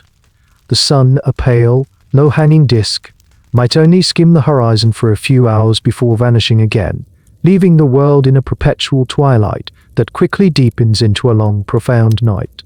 The only light in the longhouse comes from the central hearth, a single point of flickering orange in a vast sea of gloom. The corners of the room, the spaces between the sleeping platforms, the high rafters, all are lost in impenetrable shadow. Your eyes, straining in the poor light, begin to ache. Your sense of time becomes distorted, measured not in hours, but in the slow burning down and rebuilding of the fire. The air quality, which was bad enough before, becomes atrocious. With the door and smoke hole often partially blocked by snow, ventilation is almost non-existent. The smoke from the fire has nowhere to go, and it hangs in a thick, greasy layer that coats every surface, including the inside of your lungs. You develop a persistent, hacking cough, a condition shared by almost everyone in the longhouse. The sound of coughing is the constant soundtrack of the winter. Then there is the boredom. A soul-crushing, mind-numbing boredom. The frantic labor of the summer and autumn is gone. There are still chores, of course. The animals at the far end of the longhouse must be tended. Tools need to be mended. Leather needs to be treated. Wool needs to be treated. Wool needs to be spun and woven. That these tasks are performed in a slow, languid rhythm.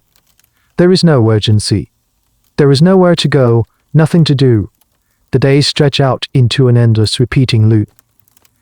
This psychological toll is something the sagas don't often dwell on, but which modern understanding of mental health highlights. Imagine being confined in a small, dark, smelly space with the same 20 or 30 people for months on end. Minor irritations become major grievances. A snoring neighbor, a child's constant whining, a perceived slight. These small frictions are magnified in the echo chamber of the longhouse. Tempers fray. You see arguments break out over nothing, born of sheer frustration and cabin fever. For you, the captive brother Aidan, this is a unique form of torture. You are surrounded by people, yet you have never felt more alone. You sit in your designated corner, a silent observer. You watch the family dynamics play out, the children playing a quiet game with carved animal bones, the women weaving on the loom, the men gambling with dice or playing HNE. They are a community, bound by kinship and shared experience. You are outside of it, a foreign object in their midst. Dark hours give you too much time to think, to remember your old life, your brothers, your church. The grief and trauma of your capture, which were suppressed by the immediate struggle for survival, now return with crushing force. Despair is a constant, quiet companion. This period of forced confinement has led to some interesting historical debates. Some scholars suggest that the extreme boredom and psychological pressure of the Scandinavian winter may have been a contributing factor to the Viking Age itself. The explosive energy of the summer raiding season might have been a release valve for the pent-up aggression and frustration of the winter confinement. The call of the open sea and the promise of adventure and violence might have seemed irresistible. To combat the crushing monotony, the Vikings relied on one of their greatest cultural treasures, storytelling. As the family gathers around the fire in the long evenings, the patriarch or another skilled storyteller will begin to speak. He doesn't read from a book. He recites from memory the great epic poems and sagas of their people. He tells of Odin's quest for knowledge, of Thor's with the giants, of the cunning tricks of Loki. He tells the stories of legendary heroes like Sigurd the Dragonmire and Ragnar Lothbrok. These are not just bedtime stories. They are history, religion, and entertainment all rolled into one. They are a way of reminding themselves who they are, of connecting with their ancestors, and of reinforcing the values of courage, honor, and loyalty that bind their society together. You listen, not understanding all the words but captivated by the rhythm and the passion of the storyteller's voice. You watch the faces of the listeners, their eyes wide in the firelight, completely absorbed in the tale. For a few hours, the grim reality of the longhouse fades away, replaced by a world of gods, monsters, and heroes. It is a powerful form of escapism, a temporary cure for the sickness of the soul that the long dark winter inflicts on everyone. But when the story ends and silence falls again, the darkness and the cold are still there waiting. The winter deepens. The snow piles up in great drifts against the walls of the longhouse, sometimes reaching halfway to the roof, transforming the building into a semi-subterranean burrow. The world outside is a silent, frozen desert. Venturing out is a rare and dangerous necessity, undertaken only to fetch more firewood from the dwindling woodpile or to break the thick ice on the well. For the most part, life is entirely contained within these four walls. In this deep, dark heart of winter, the stories told around the fire become more than just entertainment. They become the very fabric of life. The oral tradition you are witnessing is the lifeblood of this culture. In a world where most people cannot read or write, memory is the library, and the storyteller is the librarian. The repertoire is vast. On one night, the tale might be from the Poetic Edda, a collection of ancient mythological poems. You hear the story of Völuspá, the prophecy of a sea race who describes the creation of the world, the great battles of the gods, and the terrifying vision of Ragnarok, the final, apocalyptic battle where the gods and giants will destroy each other, and the world will sink into the sea, only to be reborn. The listeners are rapt, their faces reflecting the firelight. This isn't an abstract myth, it's their cosmic destiny, a narrative that gives meaning to their harsh and often violent world. On another night, the storyteller shifts from the divine to the human, reciting one of the great family sagas. These are the sprawling, multinational tales of the first settlers of Iceland, like Egil's saga or Nja's saga. They are gritty, realistic, and deeply psychological. They are filled with farming disputes, legal battles, blood feuds, and complex characters who are neither wholly good nor wholly evil. A man who can compose a beautiful verse in one moment and crush a man's skull in the next. This duality is a key feature of the saga literature, and a source of endless fascination for scholars. The sagas seem to present a world with a complex and often contradictory code of honor. They celebrate brutal violence and revenge, yet they also value law, negotiation, and clever wordplay. This has led to a major debate: do the sagas accurately reflect the society of the Viking Age, or are they a later, Christian-era literary creation, with authors in the 13th century romanticizing their pagan ancestors while also subtly critiquing their violent ways? When you hear a story that seems to glorify a blood feud, are you hearing an authentic echo of 9th century values, or a 13th century author's take on what those values were? The consensus is that it's a bit of both, a complex layering of history and literature that is almost impossible to untangle. One of the most peculiar and interesting forms of entertainment you witness is a type of formal, poetic insult battle called a fly-ting. Two men will stand before the fire and trade intricate, rhyming insults, each trying to outdo the other in wit and vitriol. They will boast of their own accomplishments, while mocking their opponent's courage, manlines, and ancestry. The crowd roars with laughter and bangs, their drinking horns on the benches to show their approval. It's a way of channeling aggression into a non-lethal artistic form. It's verbal combat, a duel fought with words instead of axes. And then there is music. It's not a constant presence, but on special nights, someone will bring out an instrument. It might be a simple wooden flute, a six-stringed lyre, or, most surprisingly, a set of bagpipes made from a goat's stomach. The melodies are simple, haunting, and often melancholic, tunes that seem to capture the vast, lonely beauty of the landscape outside. As a man of letters, a monk who has dedicated his life to the written word, this oral world is both fascinating and alien to you. You come from a culture that reveres the unchanging, authorities are alive, fluid.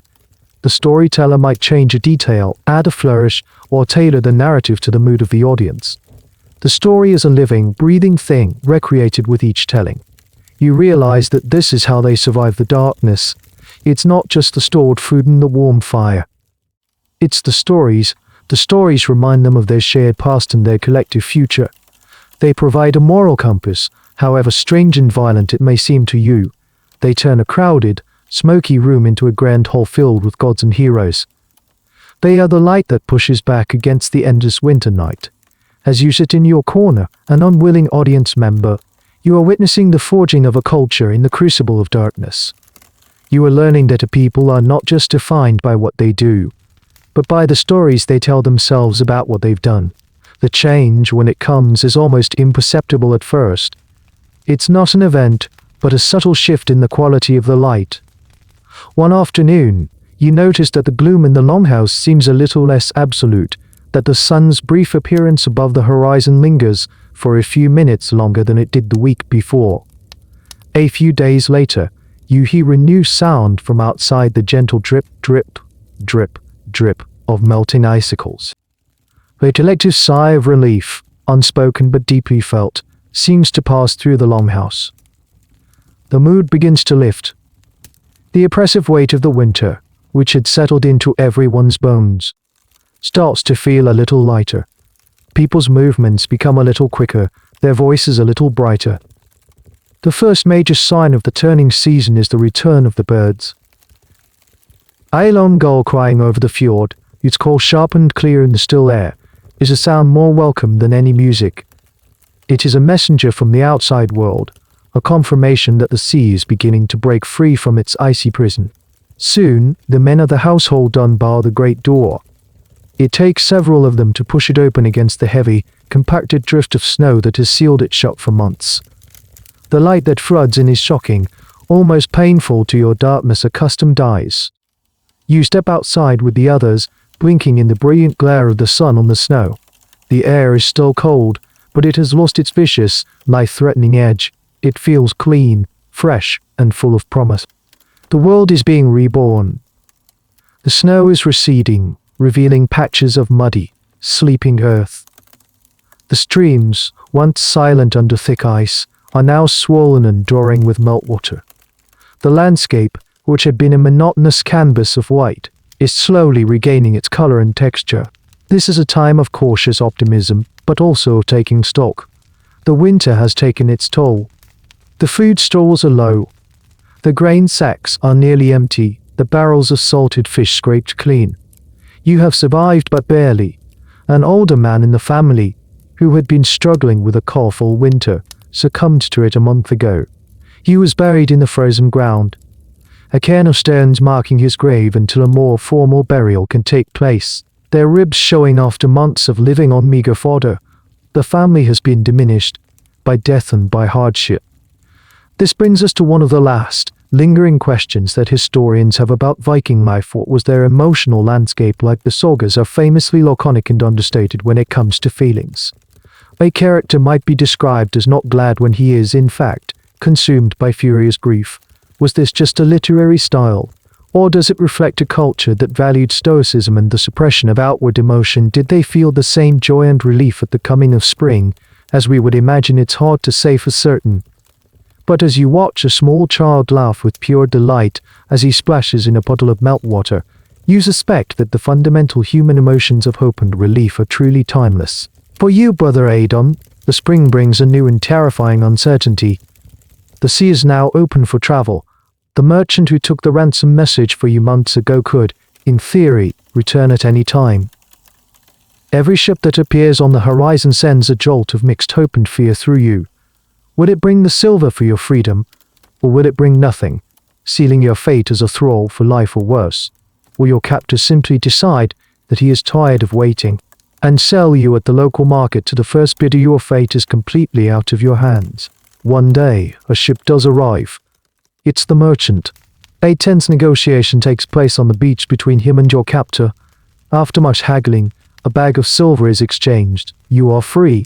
You are put on the merchant ship, heading back towards a home you can barely remember. As the ship pulls away from the fjord, you look back at the Viking farmstead. You see the longhouse, the smoke rising from its roof.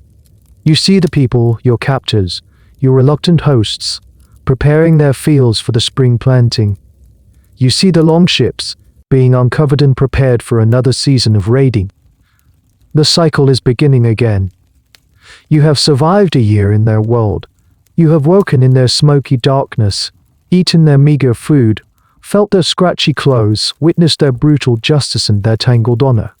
You have sailed on their terrifying seas, participated in their violence, and been a victim of it. You have endured the crushing prison of their winter and listened to their firelit stories. You have seen a complete cycle of life, death, and survival in a world that is harsher and more complex than you could ever have imagined. You are leaving, but a part of you will be forever marked by the experience. You survived. But you understand with a clarity that chills you to the bone that you were one of the lucky ones. And now, the story is over. The merchant ship sails away, and with it, the sharp edges of that world begin to soften. The sounds of the fjord, the cries of the gulls, the creak of the oars fade into a gentle hum. The chill of the North Sea air warms into a pleasant, soothing breeze. You can feel the tension leaving your shoulders, the fear unknotting itself from your stomach, that life of hardship and survival was just a story, a journey we took together, and now it's time to come home. You can let go of the rough-hewn knacks, the coarse wool tunic, the constant gnawing anxiety. Let the images dissolve like mist on the water. The smoke-filled lumhouse becomes just a distant wisp of thought. The angry shouts of the home gang fade into the quiet murmur of your own room. The roar of the storm at sea becomes the soft, rhythmic sound of your own breathing. You are no longer a raider, no longer a farmer struggling against the frozen earth.